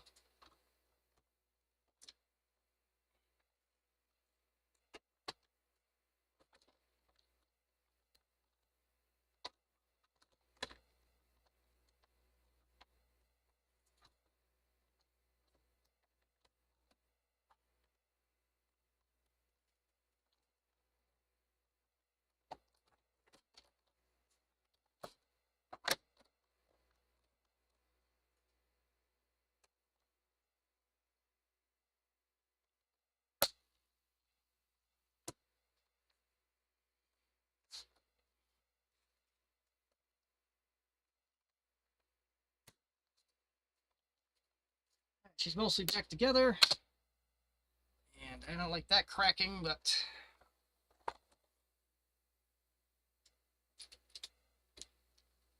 get this back together the best we can for now, and we'll move on to the next machine.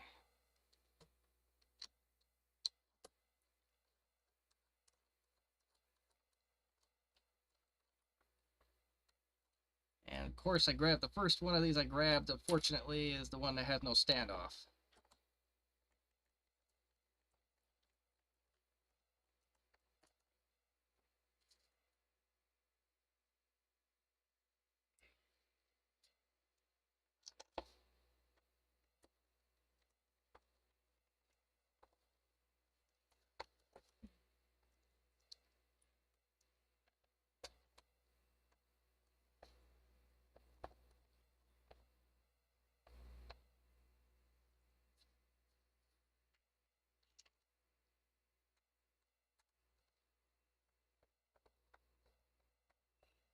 Alright, we are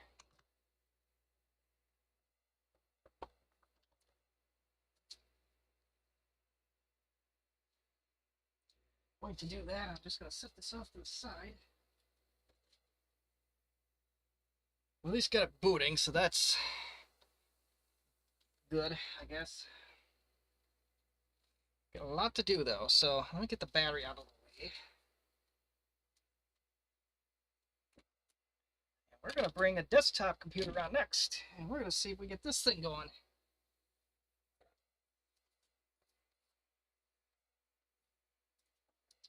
Got the cover. Oh, no, I do not have the cover. So we got old 486 back on the old workbench here. This is the one with a 5 1/4 drive. It is Mr. Elite. And I think we have ourselves, I think I figured out the magic trick here to get this thing posting.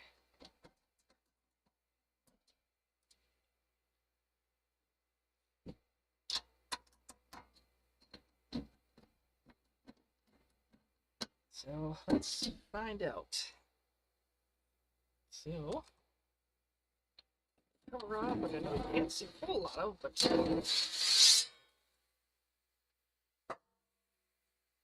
sit on my instructions here.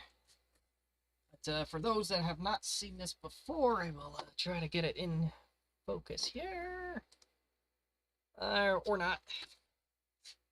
Let's see here, can I do this? Yes. Can I show a whole lot of other stuff? Probably. But there you go. That is the 486 from the very first live stream. And what we're going to do with it is try to get it to at least post and or put an OS on it, depending on how things go. So let's do that right now. And we're going to spit some LTE Elite screws across the room, because that is how we roll here at 0386SX. So here's the board in question. And see if I can get this to angle proper. Yeah, I originally did not come with the processor. I am going to try the 486DX2. I'm also going to put a CR2032 battery in it because it needs one. Because there is not one in there right now. So I'm going to go find this one that's so conveniently on my bench, and we're going to just slap that puppy in. So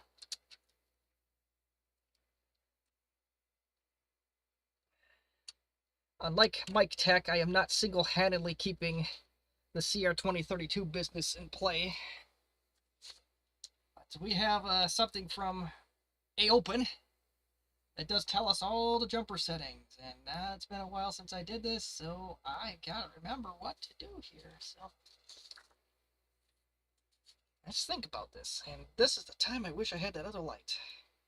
So first things first, we're gonna look for JP9, and we're gonna make sure that it is jumpered 1 through 2.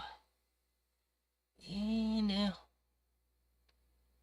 let's try not to get my head in the frame here if we all can avoid it. There is JP9. Let's see here. I'm going to have to...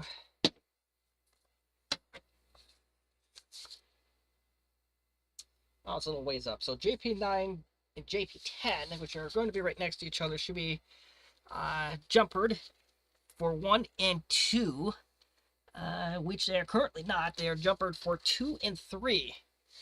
So this originally had a Cyrix processor in it. I did not touch this since we had it on the live stream. I think it hissed at me, it got angry with me, and that was it. So hope my fat head is not in the way. If it is, I just revealed my balding problem to the entire world. So next we're going to look for JP13, which is there. And JP13 should be in spots 1 and 2, and it looks like it would so appear to be. I think, right? JP13. Oh, we knocked something out. I have no idea where that came from. Oh, I knocked the power thing out of there. Flashlight was a gift, I assume. Originated from a country not named the United States, but I cannot tell. Okay, it is on pins 1 and 2. That's good. The Cyrix was the same way. We need 3, 4, 5, 6, and 7, 8. All have to be covered for JP23. And that's going to be this very top row here. So we need 3, 4, 5, 6, 7, and 8. Currently it is set to 2, 3, 5, 6, 7, and 8. So let's correct that problem on the spot. And here we go. Oh, just kidding. I do have shaky hands from time to time, and I think it's getting to that time of night where I need to reconsider doing this, but so we have JP5, so JP24 is going to be 7 and 8 only, so we're going to pull 2, 3 out. So this almost does confirm that there was a Cyrix processor in here at one point or another. JP25 is going to be outright open with the Cyrix processor. It's either 2, 3, or open. So that one is out.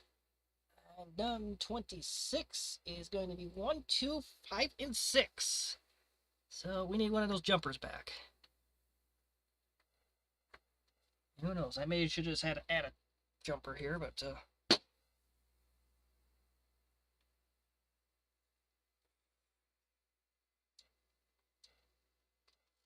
1, 2, 5, and 6. Check. And last but not least, JP27 should be 4 and 5. No, 1, 2, 5, and 6. 1, 2. All right, I'm confused.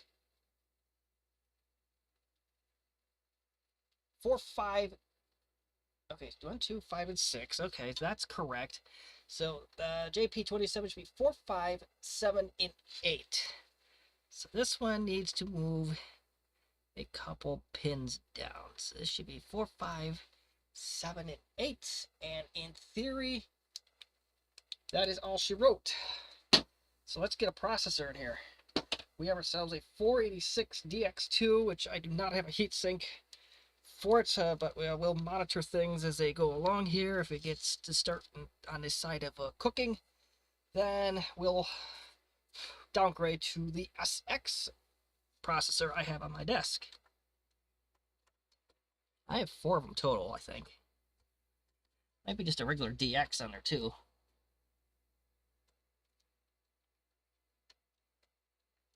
Alright, we're in. We have ourselves a 486 DX2 in that system, and in theory it should boot. So we're going to put that theory to test, and let me figure out how I'm going to do that exactly. Just bear with us here for one moment. We're going to get this, we're going to do this in a little bit more of a ghetto fashion, then, because I've yet to figure out the situation with the VGA adapter capture device. We need some power. We need a keyboard, of course, and an AT keyboard to be exact.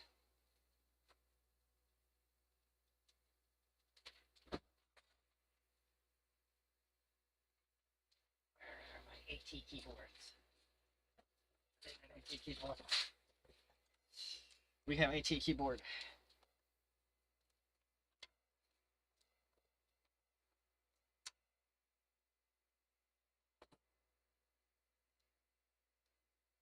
All right. I don't have a mouse connected, and I also need VGA. That would be very helpful here, and I think we should be not bound to that restriction we had with the Contura, with the 14-pin ordeal. I didn't assume anything here, but we will connect our graphics card, and we shall see what kind of shenanigans we can get ourselves into. So let's turn old Mr. Chinese TV on.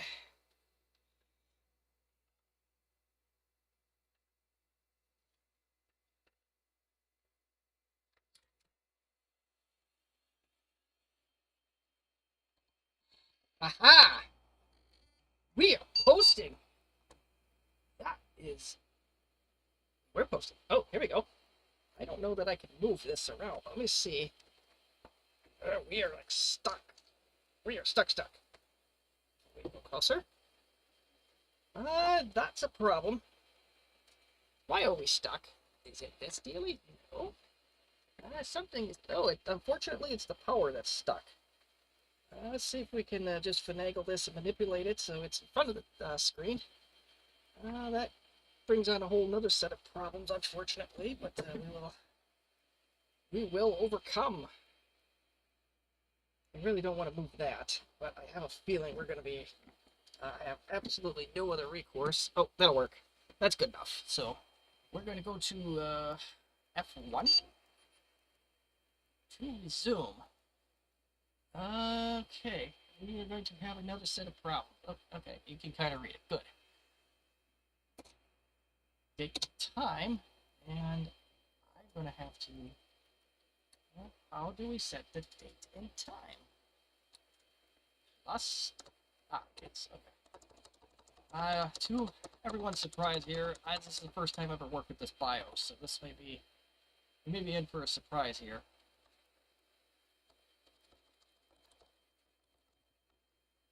In 2024, it's 9:20 p.m. Central Standard Time at the time of setting this BIOS. That's going to be good.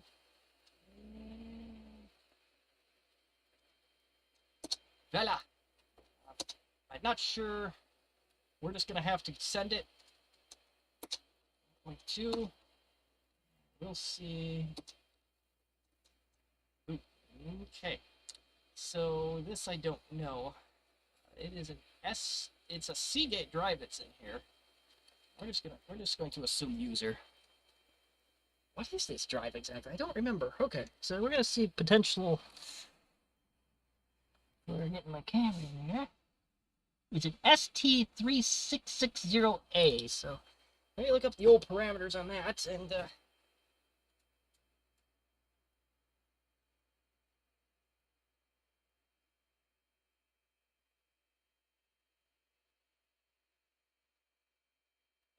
so, ooh, somebody's got a picture of it. That's even better. So we're going to do 1057.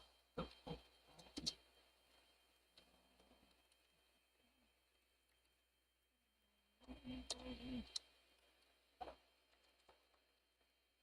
How do I get there?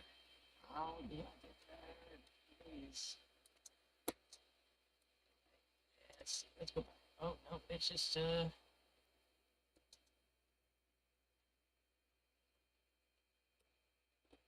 okay, I figured it out. 10,057. 16. Gotta leave those 63. That's about right.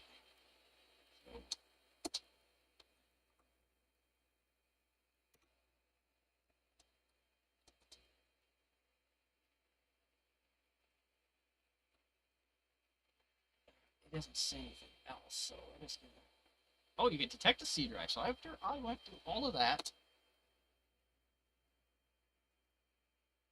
which is right. So okay, that's great. Let's see. How do I save this? I suppose like that.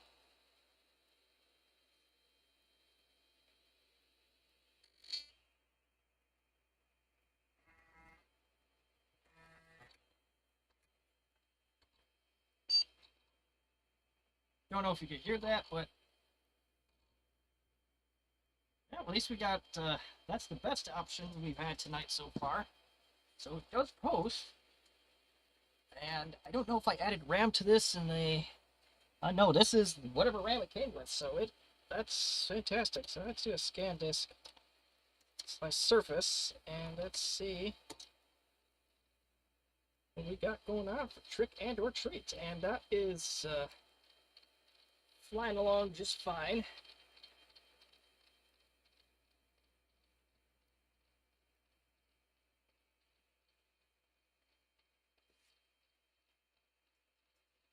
Fantastic.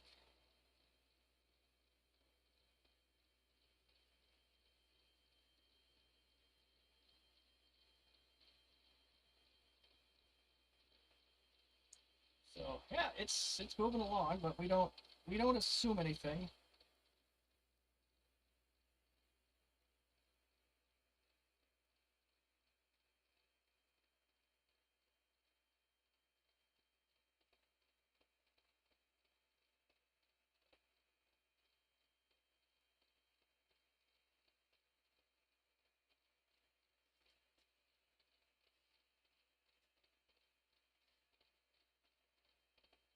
I'm very interested to see if this drive is actually any good or not. But you know what? I gotta make some room for the next piece of this because I'm gonna need room, at least initially anyway. I'm gonna need some room.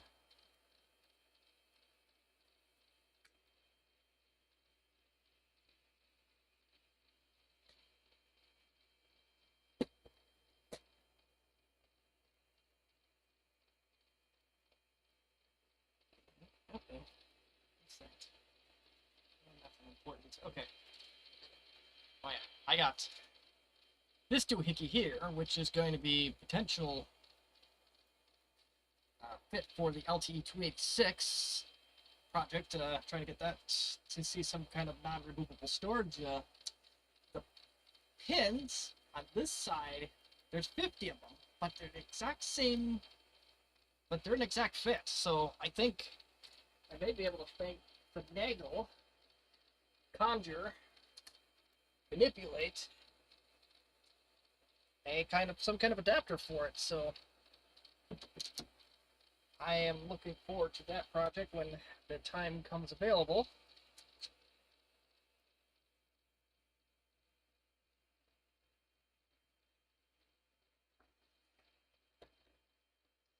Yeah, so this guy here, there are a couple caps on this inverter.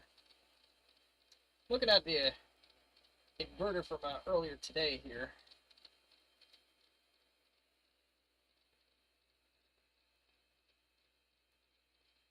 It's just something stupid. Let's see how our temps are doing on the processor itself. We do have a low-end gun.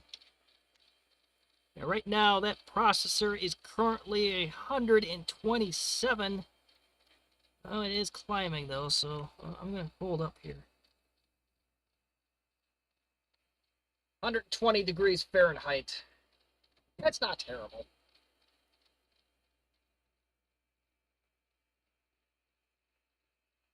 I don't know how well you can see that, but we are about 15,000 sectors in.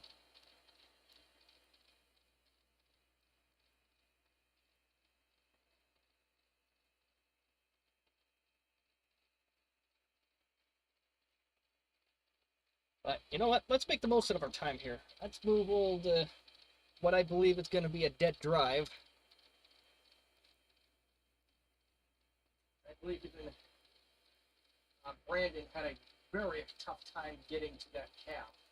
And he's good at soldering. He fixes all these stereos for Boston Miatas, and He's got professional tools and all, and even had a hard time with that. So I'm not sure how I'm going to fare, or I'm not even sure if it's worth fixing. But let's dig out number 5. Let's dig out our late entry. I gotta get my phone out of here. But this is the late entry that we have picked up on Saturday. Let's move that out of the way.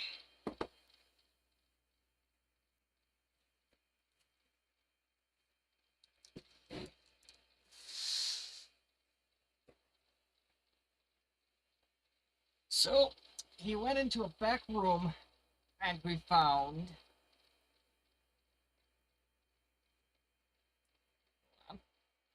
that actually significantly helped its cause. But let's do this first. We have the Compact Contura 400C in the box. And this machine was originally sold in Sears. I believe it came, oh, here we go, yep. So Sears Branch Central 4100 Lunkburn Parkway.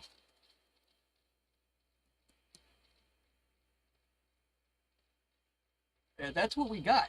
So, yeah, this, I did not know that Sears sold Compact Conturas, but they did. This is not as well, it's not as much original stuff in this box compact that I own as I do with the Concerto. But, you know, I couldn't say no to it. You know, it's like my wife and puppies. I can't say no to a box computer. So, in this box, we will take a look. We have a broken compact strap. That is, from my understanding, that is fixable. We got the AC adapter, which is, I've never seen one like this before, which is kind of like Apple. You just plug the chonker into the wall directly. They did get smarter, in my opinion, and they did put on a Mickey Mouse board.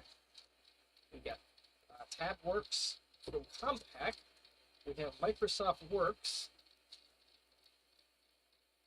Comes with a certificate of authenticity, which it probably should, as it has never been opened. Quick Start Lotus Organizer release 1.0. There is no disk in there. Hit the road with a Compact Contour and stay connected to your office. I need to register my Compact now. Don't dare try it. Sounds like a great idea. It sounds like a fun time.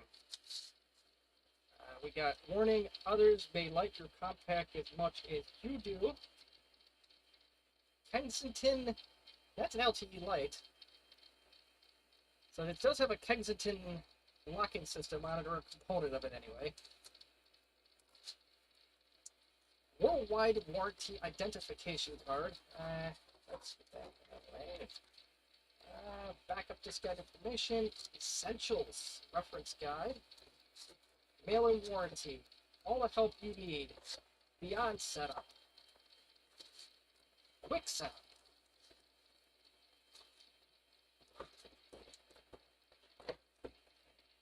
And an envelope that just basically tore apart. And I think this is a part of the Kensington lock, but I could be wrong. So that's what came in the box. Kind of a cool novelty.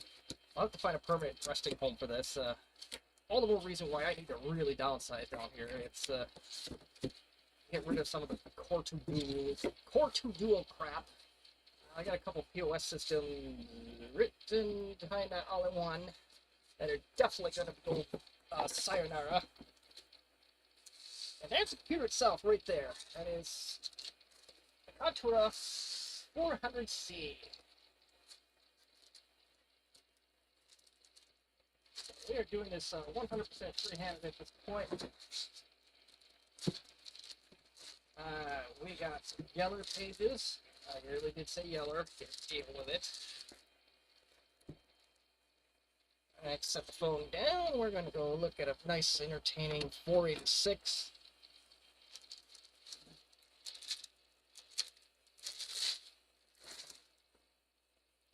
Box out of the way. It did say it came with a standard Duracell battery, by the way. They're not. That's false advertising. There's nothing standard about those Duracell batteries. Or they're semi-standard. We'll be the best. Not standard batteries you can go buy at Walmart or Home Depot or Lowe's, right? That ain't the big players. Menards. I don't know if those are nationwide, but the headquarters is in Flint, Wisconsin, so it might just be a Wisconsin thing. I don't assume anything.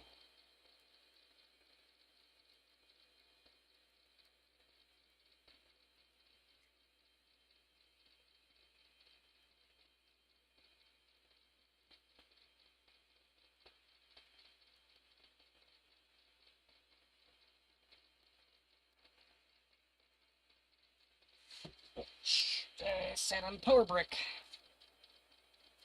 But, yeah, and, let's tear into this a little bit more.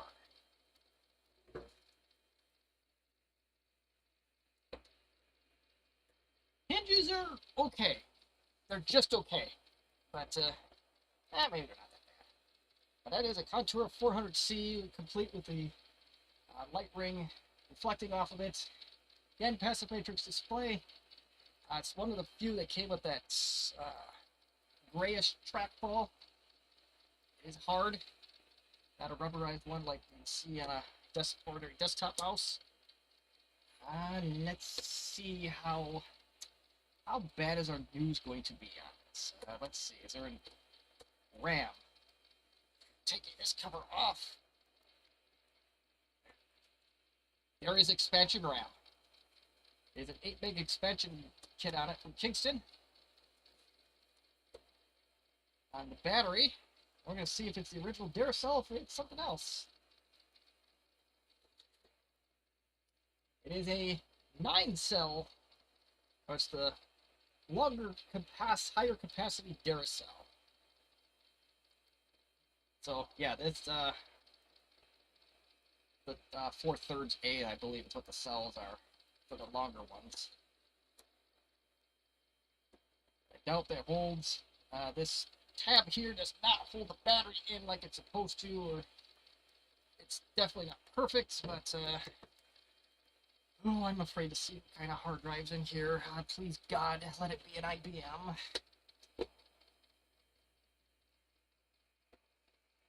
That is going to be Torx, so we'll do Torx.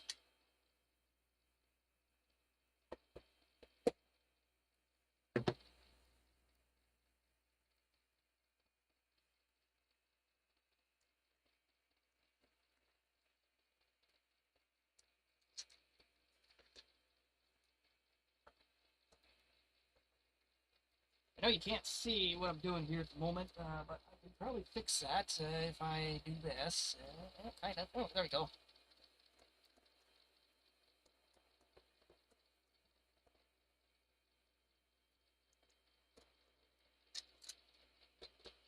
Got a caddy.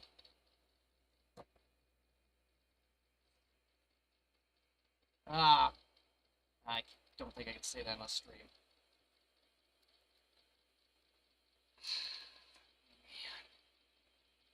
Man. It's a flippin' Quantum. And it's a Go drive.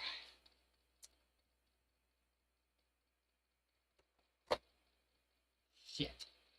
I don't think that's going to spin up. But, well, we'll see. Maybe our luck is going to smile on us tonight. It is very possible that this machine was stored in a very low humidity, temperature-controlled area. That's what I'm hoping for at this point, but I am not optimistic.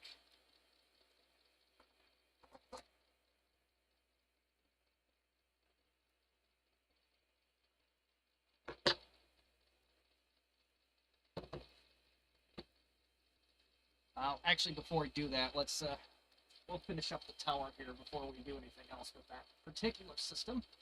We are almost done. We are in the 63,000, 64 possible.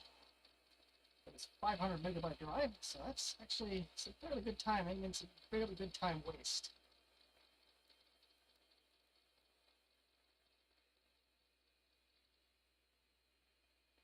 No problems on drive C. We got a perfectly hard drive in perfect working order on this particular system. This is DOS 6.22. No win. Yeah, this looks like it's just a very basic version of DOS, which is okay. Like I said, it's got 4 megs of RAM. Oh, ooh, hold on. We gotta test something. The floppies. I don't know what floppies are like here, but I think this is a compact diagnostic floppy.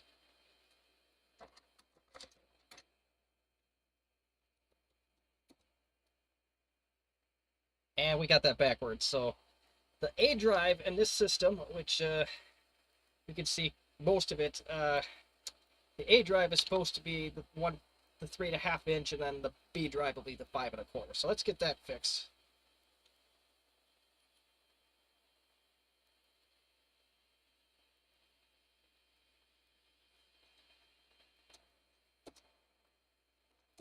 I made it the yeah. So let's get that fixed. That could be a wrong guess too, but we'll see.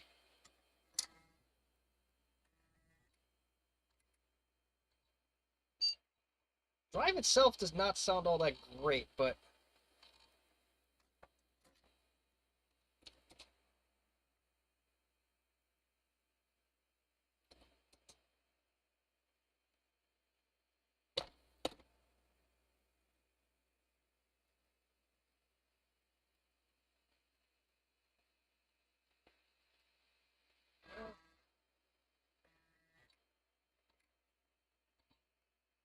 we'll see if it boots off the 3.5 inch. It is correctly detecting the 66 megahertz processor. I have no idea what version of DOS is on this. It is 6.22. Okay, that's cool.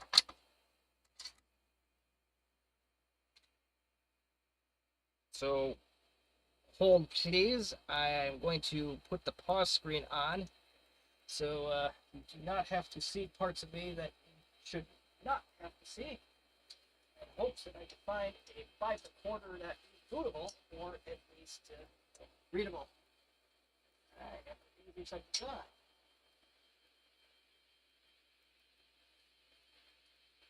Yes, so I have to emphasize that I do need to downsize some things here, and it's getting to be messy in the basement here.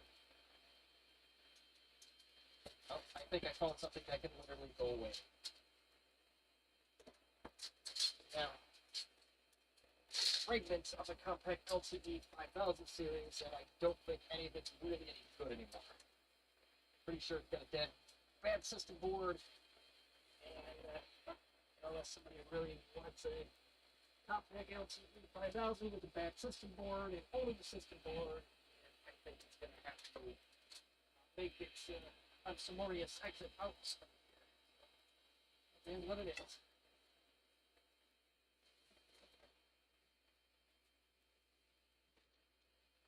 Test the same readability. Ooh, I got old time floppy though. Pillars Apparel. Let's. I think I found something that we can use. Okay, we got Pillars. It's not even original. And it just looks like a backup copy, but that's okay. We'll work with what we got. If that's all we got, that's all we got. So I just gotta finagle things careful like, and oh, and we, yep, okay, well, we did exactly what I didn't want to do and knock the tripod over. Let's see.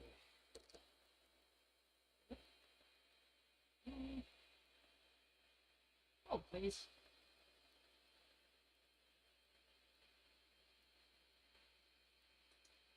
Alright, we're back in business. And you can just about tell that I'm going to put a 5.25. It is a 1.2 meg 5.25.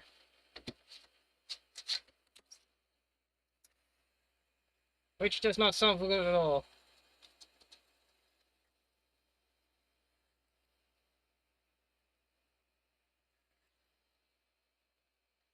Yeah, that thing is the the second I put the floppy in, it makes horrible, horrible noises.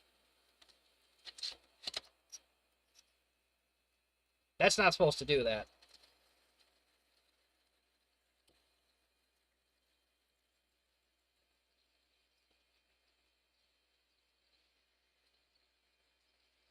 All right, let's. I don't want to if that disc is still okay, I don't want to damage it. But that did not sound good at all. That sounded really bad. So I think the 5 1/4 drive is DOA on this unit. I do have another 5 1/4 drive. I really wanted to go down that rabbit hole, but I don't think tonight is the night for that. Or unless it's really convenient, then I may not be convinced here.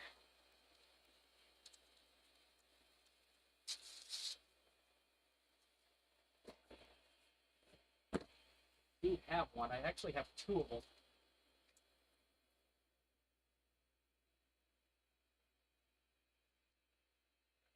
It says this one's tested.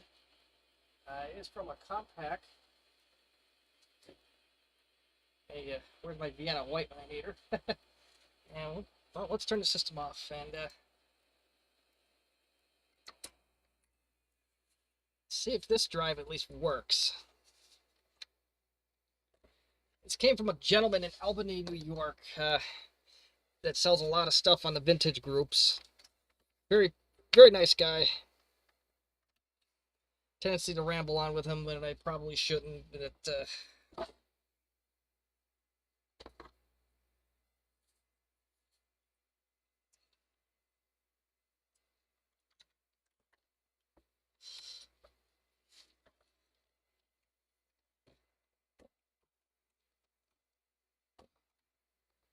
ah, crap! It's backwards.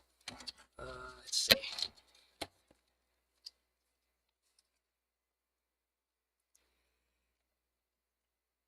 I don't know a whole lot about 5 1/4 drives, so. Is there a disc in there? No, it's just active. Okay.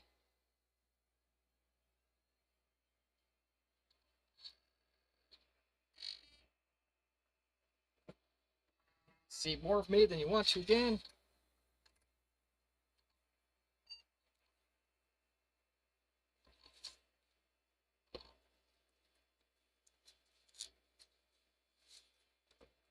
Let's see if it'll read it off of a Canon floppy.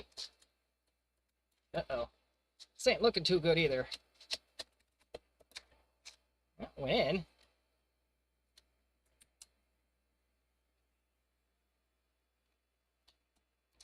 Oh. Reads? Okay. The entry on that one was a little rough, but it does read, so. If I have another 5 1/4 drive that I can spare, I might just swap that out for this, but I don't at the moment, so this tower is going to go back underneath the desk for now, but we are making significant progress with it, so I am very thankful for that. I think this this floppy drive is just not ejecting the disk, though, so that is not a problem.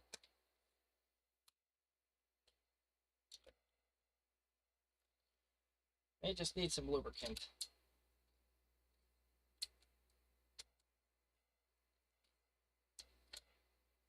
No, okay, that's right. Come on, floppy. Okay, that's a little bit backwards, but welcome to Canon. It does work. So that is most wonderful news. So let's get this back together, and we will go on to our final system, and let's hope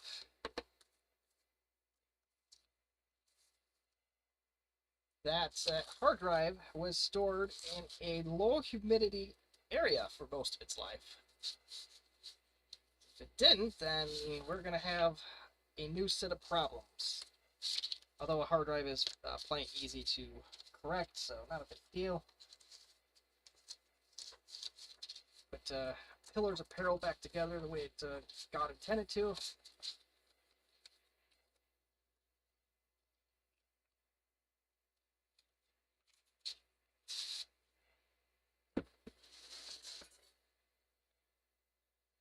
We're going to, yeah, we're just going to take this off the bench for the night. I don't want to set any more on that folding table than I absolutely need to.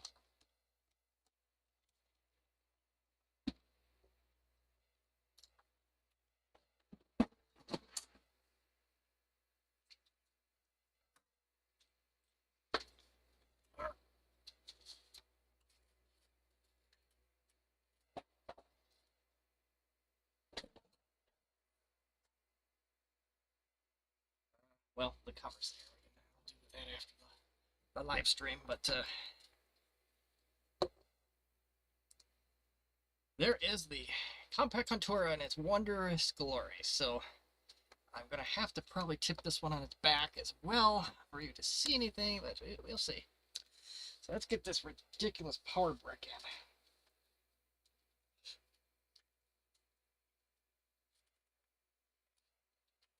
Probably got to replace a CMOS battery on it.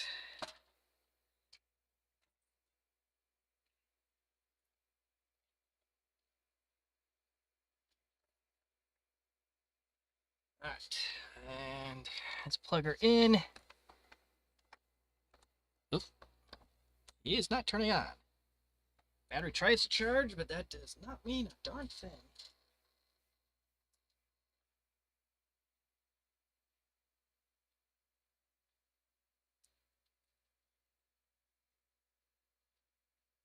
I'm not having high hopes of that hard drive.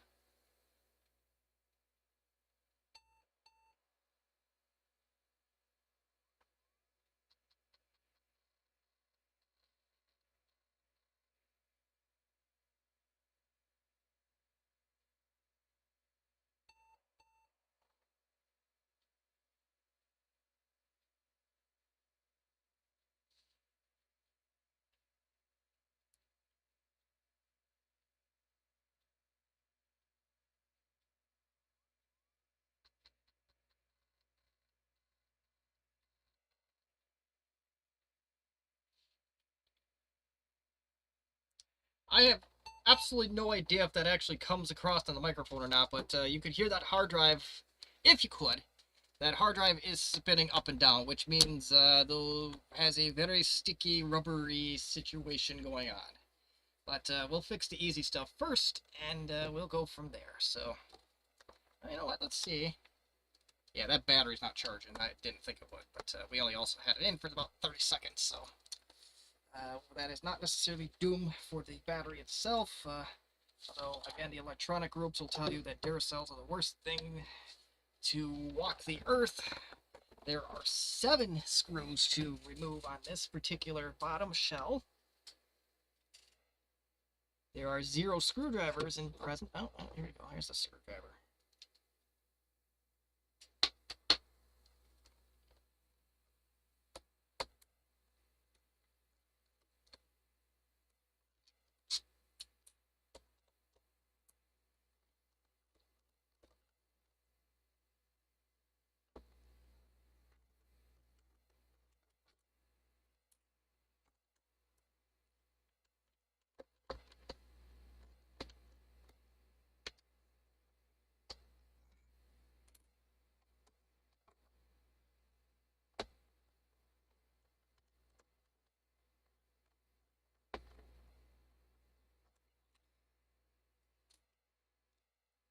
I gotta find my iFixit set, so I don't think that has that problem when the bits just fall off, but 2 of the 7 hold the hard drive in, but we'll figure out something with that. Could easily be use a what you call it, a CF to IDE adapter with this. That is absolutely no issue with these machines. The only ones that I know of that are definitely a problem are the compact LTE Lite series. Even like the 286, I've heard rumors of people using CF cards in those, if you can figure out the mystery of that proprietary adapter, that is. So that's that might be a theory we test at some point, but that might be a while before we test any theories. It might be a very long time, but let's get this off. And why is that Velcroed?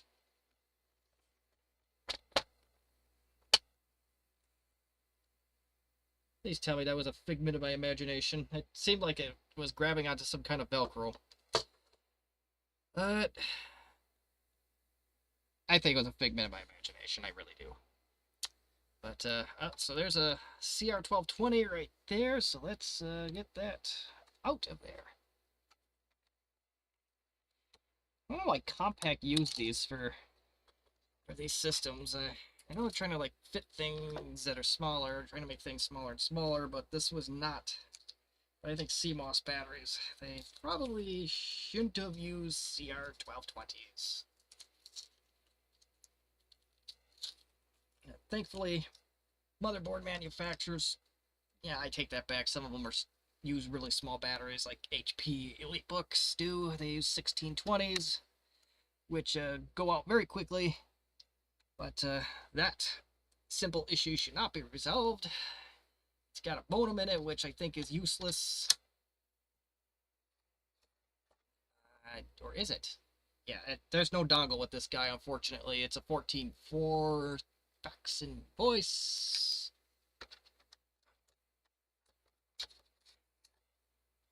So, that is what we got going on here. So, let's get this back together and, well, somewhat together anyway. I don't know if I have a hard drive handy that I can shove in its space. I think I do.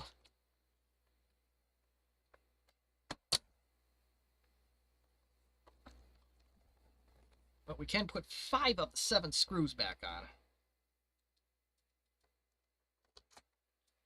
But on the bright side, I don't have that camera on, so I don't have to see my behind.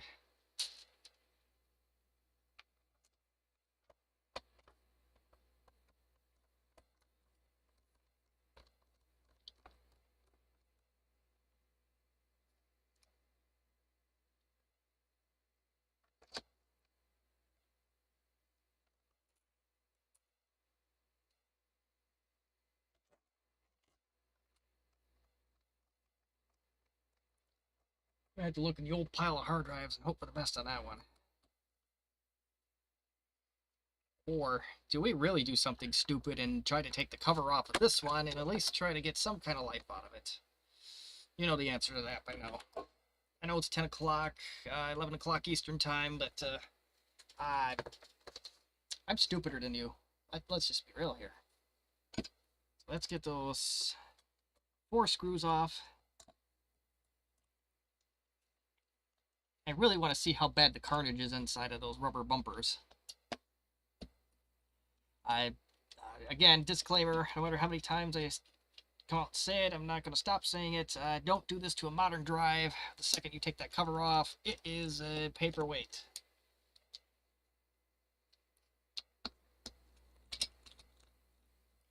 So that is my advice once again. Let's get that bracket off, and that bracket is now off, and we got a warranty sticker. We got a couple warranty stickers. I wish you guys would stand behind your terrible product. Yeah, they're out of business, so, well, they ain't gonna be standing behind nothing at this point, and Max Tour I didn't think highly of, and Seagates, yeah, they got their moments, but let's be real. They have plenty of blooper reel things for the blooper reel too, so.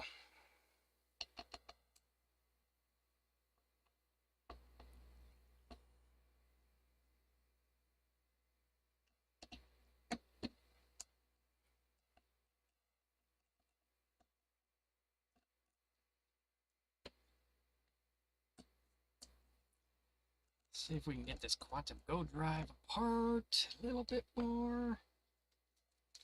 And that should be the final piece between getting on the inside of this thing, provided there's no other screw that I gotta worry about. I don't think there is.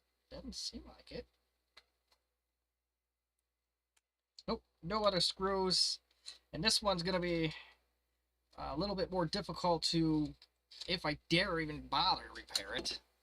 It's a double platter drive, so that's going to make things a little bit more difficult. Yeah, it definitely was stuck. And the rubber bumpers are...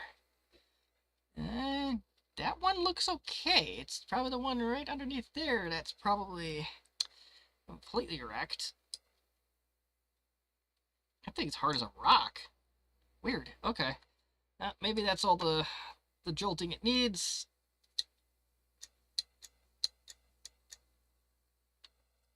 So we'll try that out and we'll see if we can go out. But I have a not so good feeling about it. Let's send it. Where are the labels? Okay, so let's send it.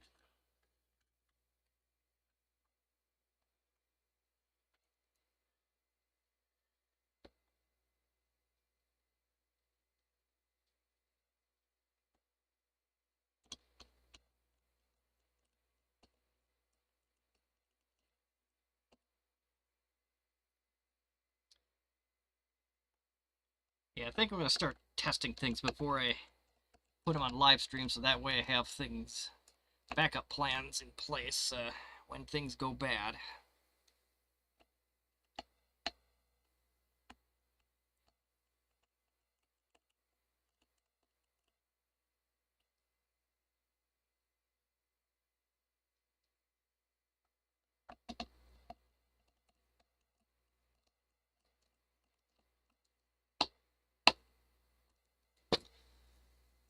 Alright, so I remember how this goes back on. I think it goes something like that. Yeah, it does.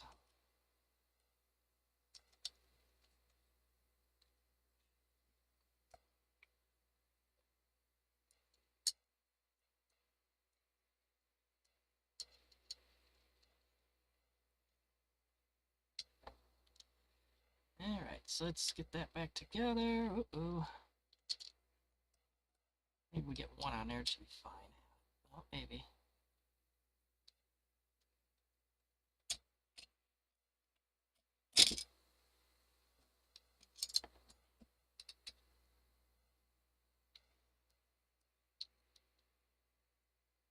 There's gonna be number one. I don't think there's a point to this, so I'm only gonna put two in then. I'm only just gonna put the two in. We'll see how this goes. If it works, great. For what we want to do with it. Otherwise, we're gonna have to go conjure up a drive.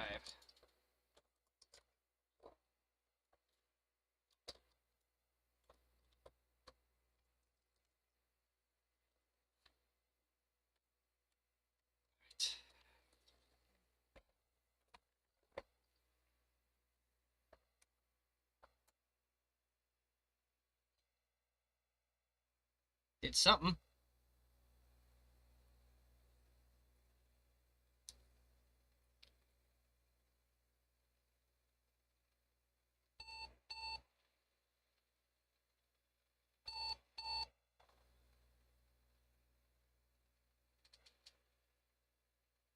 Screen is not perfect on this thing by any means. The screen is a couple lines in it.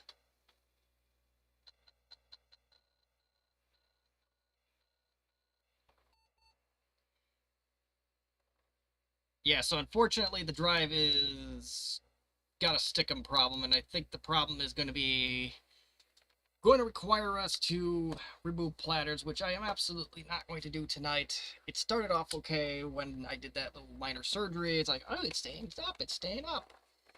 But no such luck here, so we are going to see if we can find a substitute drive to put in here, because this is just not going to work out as it is, so that's no good.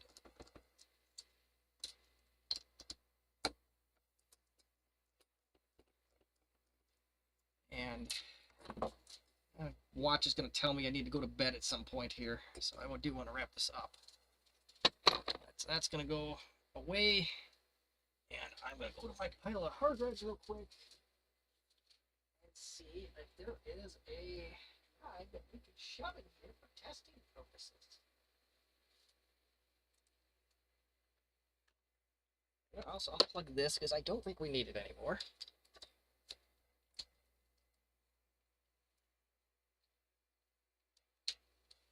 Let's put the TV back because we don't need that anymore. All right. Okay, I need to find a hard drive. What are you? You might be.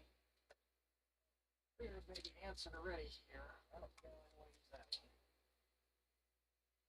Never mind me. I'm rambling to myself here. I'm trying to find the perfect hard drive. That looks like for a 7300. That looks like a fatter boy. And, oh, that is from an LTE of some sort.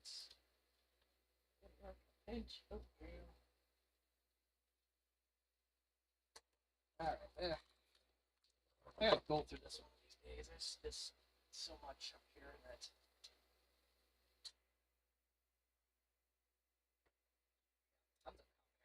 right here. Finding one that new is not currently in use is the challenge that I'll have to go through. That is a 30 gig. That's what I have to do. Yeah, big boy. Now we're getting in the bigger drive, so I don't want to really get too far down the weeds on this.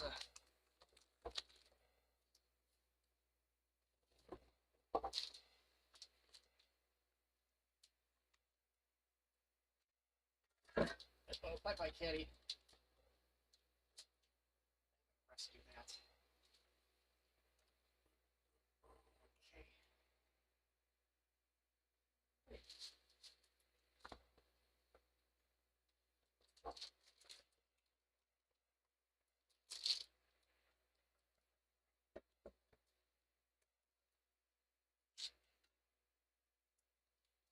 Enjoy the long needed hold please moment while I go get my bearings together.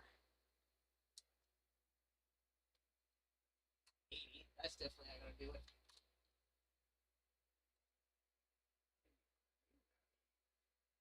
Oh, we found a contour drive. That is good. So let's use that. You know, IBM to the rescue.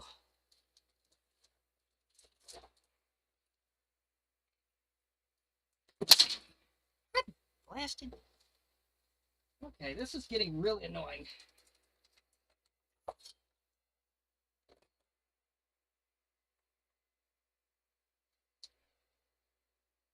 Shoot, well, I killed that, so we are on a roll with this, unfortunately. All sorts of tangled. I don't know how we're tangled, but...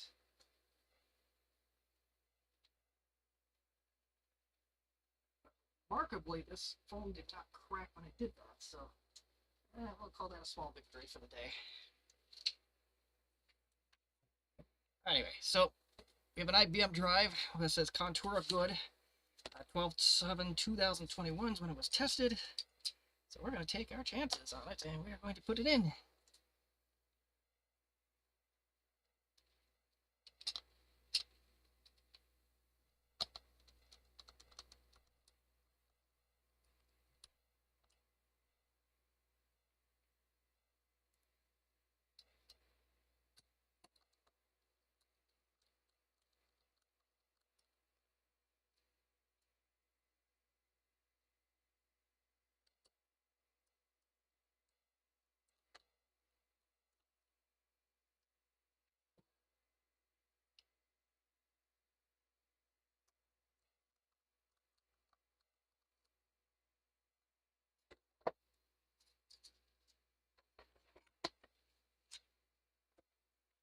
All right, I'm not even going to bother putting my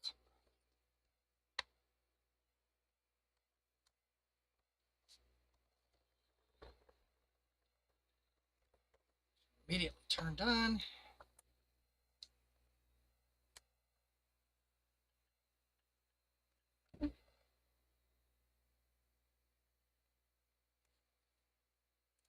I'm getting told to go to bed.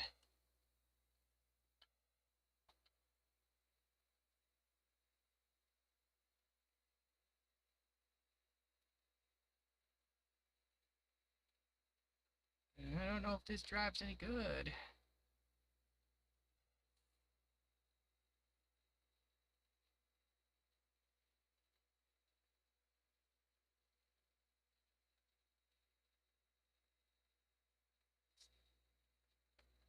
Whereas compacts have a tendency to do this, they get angry when they have a dissimilar drive in them.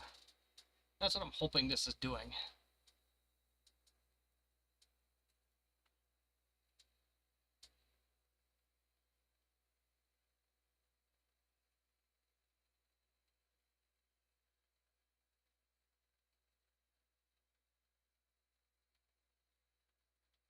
This is taking a very long time. I'm actually kind of nervous.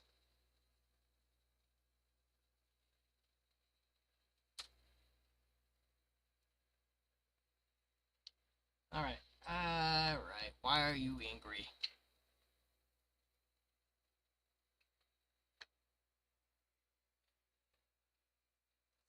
That is a very angry computer.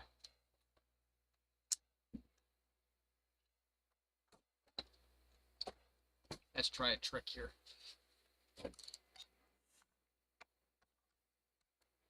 You gotta basically tell it that there's no hard drive in it.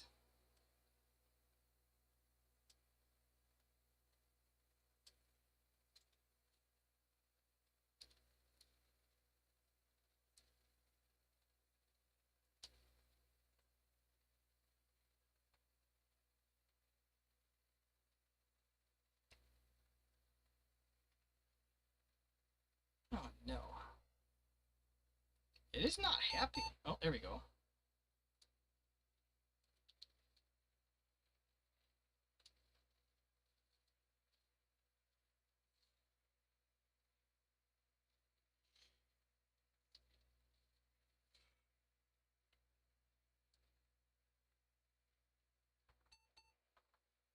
Alright, so as far as it's concerned, there is no hard drive in the unit, so let's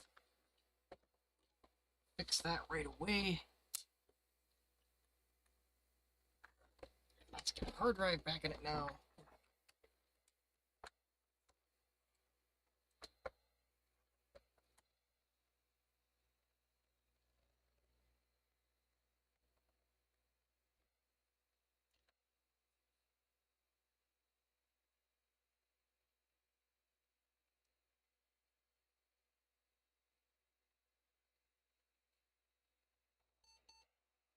Alright, that looks a little bit better.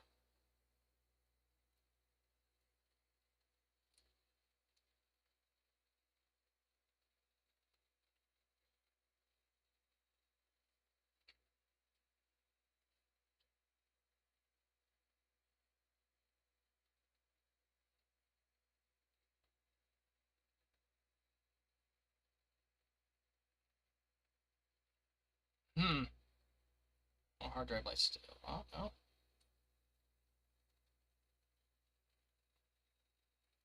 This hard drive is not agreeing with this system.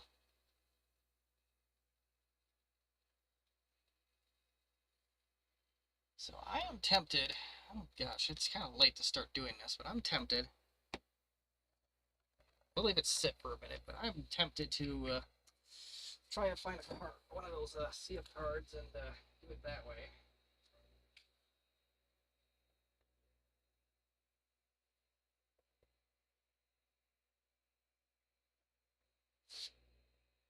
Where those went off to.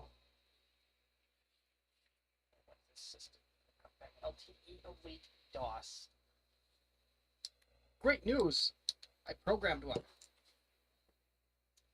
There was a shipping snafu. That might work in our favor.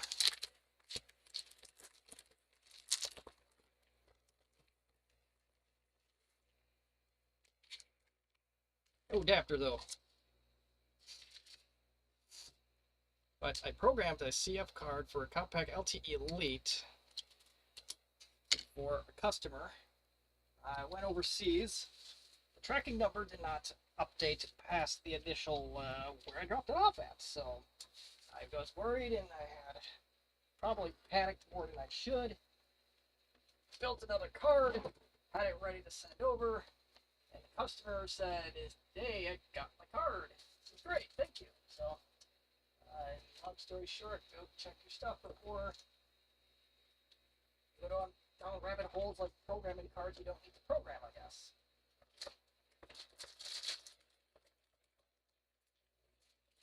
Gotta find one of those adapters and we'll be home free. Oh, there's one. That's a B one, of course. So can't use that. H2. Perfect. That IBM drive is just not going to cut it.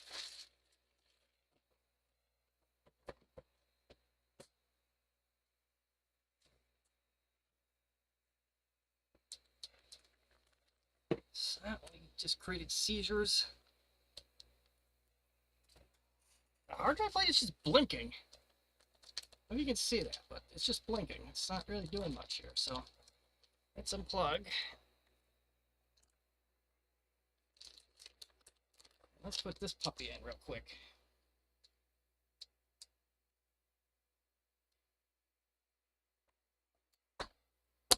So, also a fun fact for the LTE 286, the mail pins on a CF reader are an exact fit for the hard drive.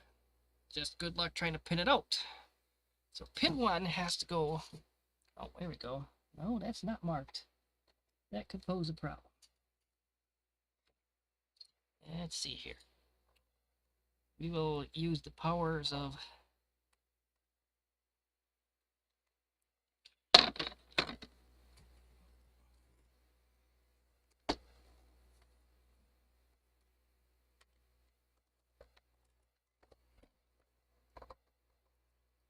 Computer is on, I assume, at this point.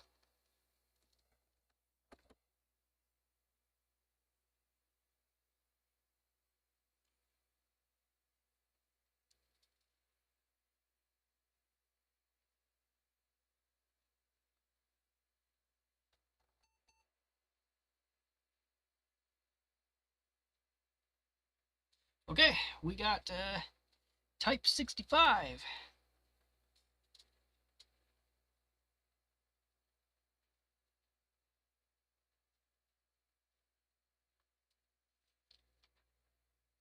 Moment of truth.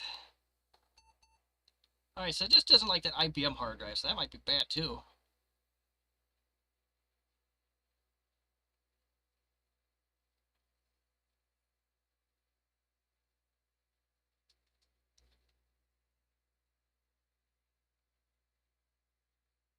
Yeah, I know you can't tell, it's a passive matrix display, but that's what we got here, and I don't even know if I put Windows on it. I don't think I did. Nope, so computer boot, so I'll set it up. We'll just keep that in there for now. This caddy won't even go in there. Oh, hey, Kibbs. Kibbs with Retro. Little bit of bad news. I think you're right at the tail end of this stream. You missed almost everything, but it does happen. But I literally just got this compact Contura 400C to boot. I took 3 hard drives to do so, but we finally got it to boot, so...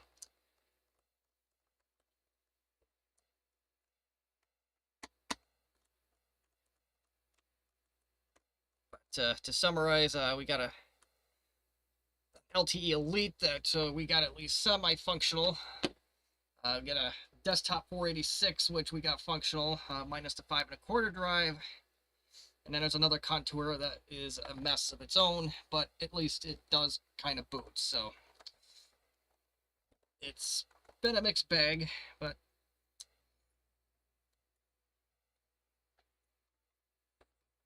just because you joined here, we'll make sure this system still boots as it should.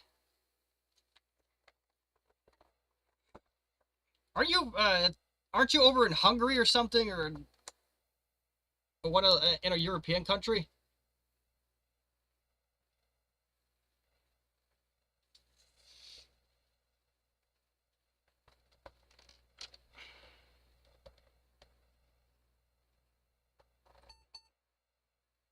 Let's see. Let's go F10 into this. Since Kip's joined here, I'll at least do that for you.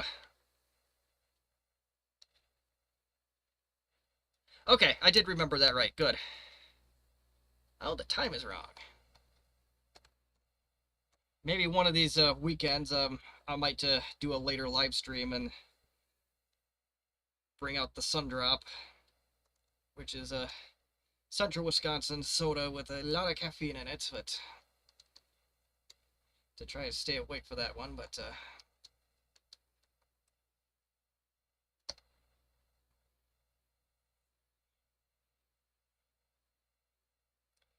let's see what this machine is made of. So, okay, so generic Contour 400 family, 40 megahertz, and it's just an ordinary CF card in the system there, so nothing too crazy. Honestly, thought this would be more exciting.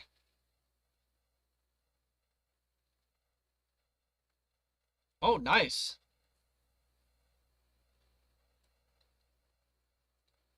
Yeah, I don't think the 486 board that I have can do anything anywhere near what yours does.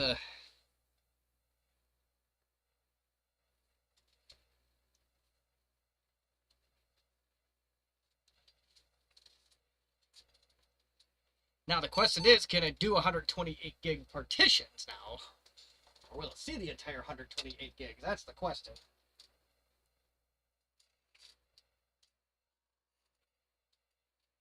But I will... You're going to see more of the mess than everyone else is going to see. 2 seconds here.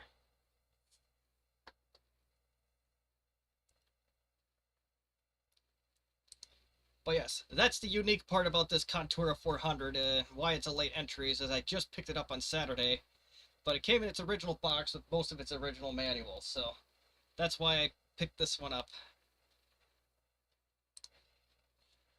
Hello, Yar. Well, bad news for you, too. We're at the tail end of the stream. So, I guess I'm going to have to do a late night stream if I get more people coming up later time like this. But that's okay. That's something I could probably conjure up at some point, but better late than never. Unlike work, there are no consequences for being late here. Alright, so finally... So, yeah, unfortunately for two of you, you did come pretty much at the end of the stream. Let's summarize what we did here. So we combined two LTE elites into one. Good news is the motherboard is not dead on it, so it does not have a graphics card problem, so I'm happy about that. There's a Contura 425 that had a very sticky rubber bottom on it. So yeah, that's we got a bag to clean because the rubber on the 425 left that in there. And yeah, usually Kips I try to do 7 or 7:15 Central Standard Time. I'm an hour behind Justin D. Morgan. I think I see you in here a lot, so just to give you a general reference if you want to get up in the middle of the night for little old me, I appreciate that. You certainly don't have to. Alright, so we have the 486 desktop with posts. Got a 486 DX2 to work in there. Just had to make a number of jumper settings on that to get that going. Now I just got to restore the case.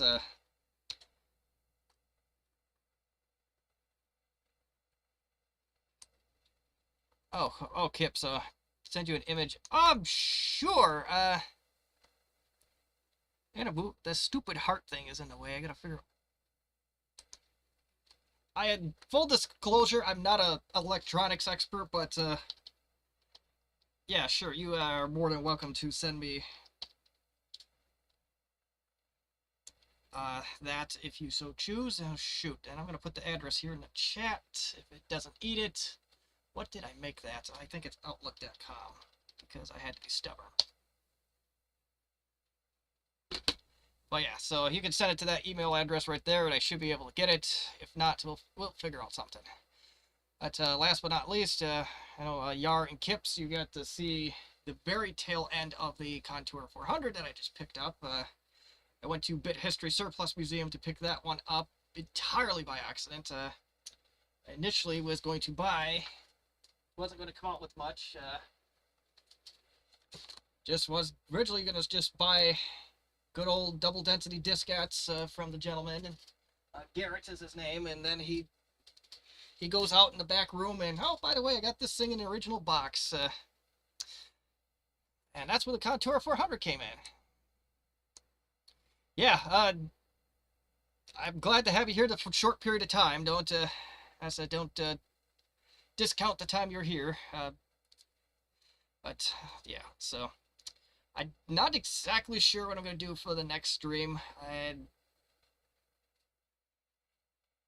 All plans are pointing towards something for Marcintosh. I might try to recap a PowerBook 190. I don't know yet, but we'll see. I don't usually try to follow the themes, but I might conform just because I can. But all my friends who know. Yeah, I may be saying oh no to you too, just full disclosure. You missed a floppy drive with the cap that fell off on here earlier, and so there are plenty of oh no's, but yeah, send it along, and the worst I'll say is oh no. So that is what I have for now, and I will, like I said, I will do the next live stream is March 7th. I'm going to shoot for the 7 p.m. time frame, hopefully not on call. Didn't get a call, so it didn't matter for this one, but I'm going to retire for the night, so thank you to all those that joined, and we will see you next time.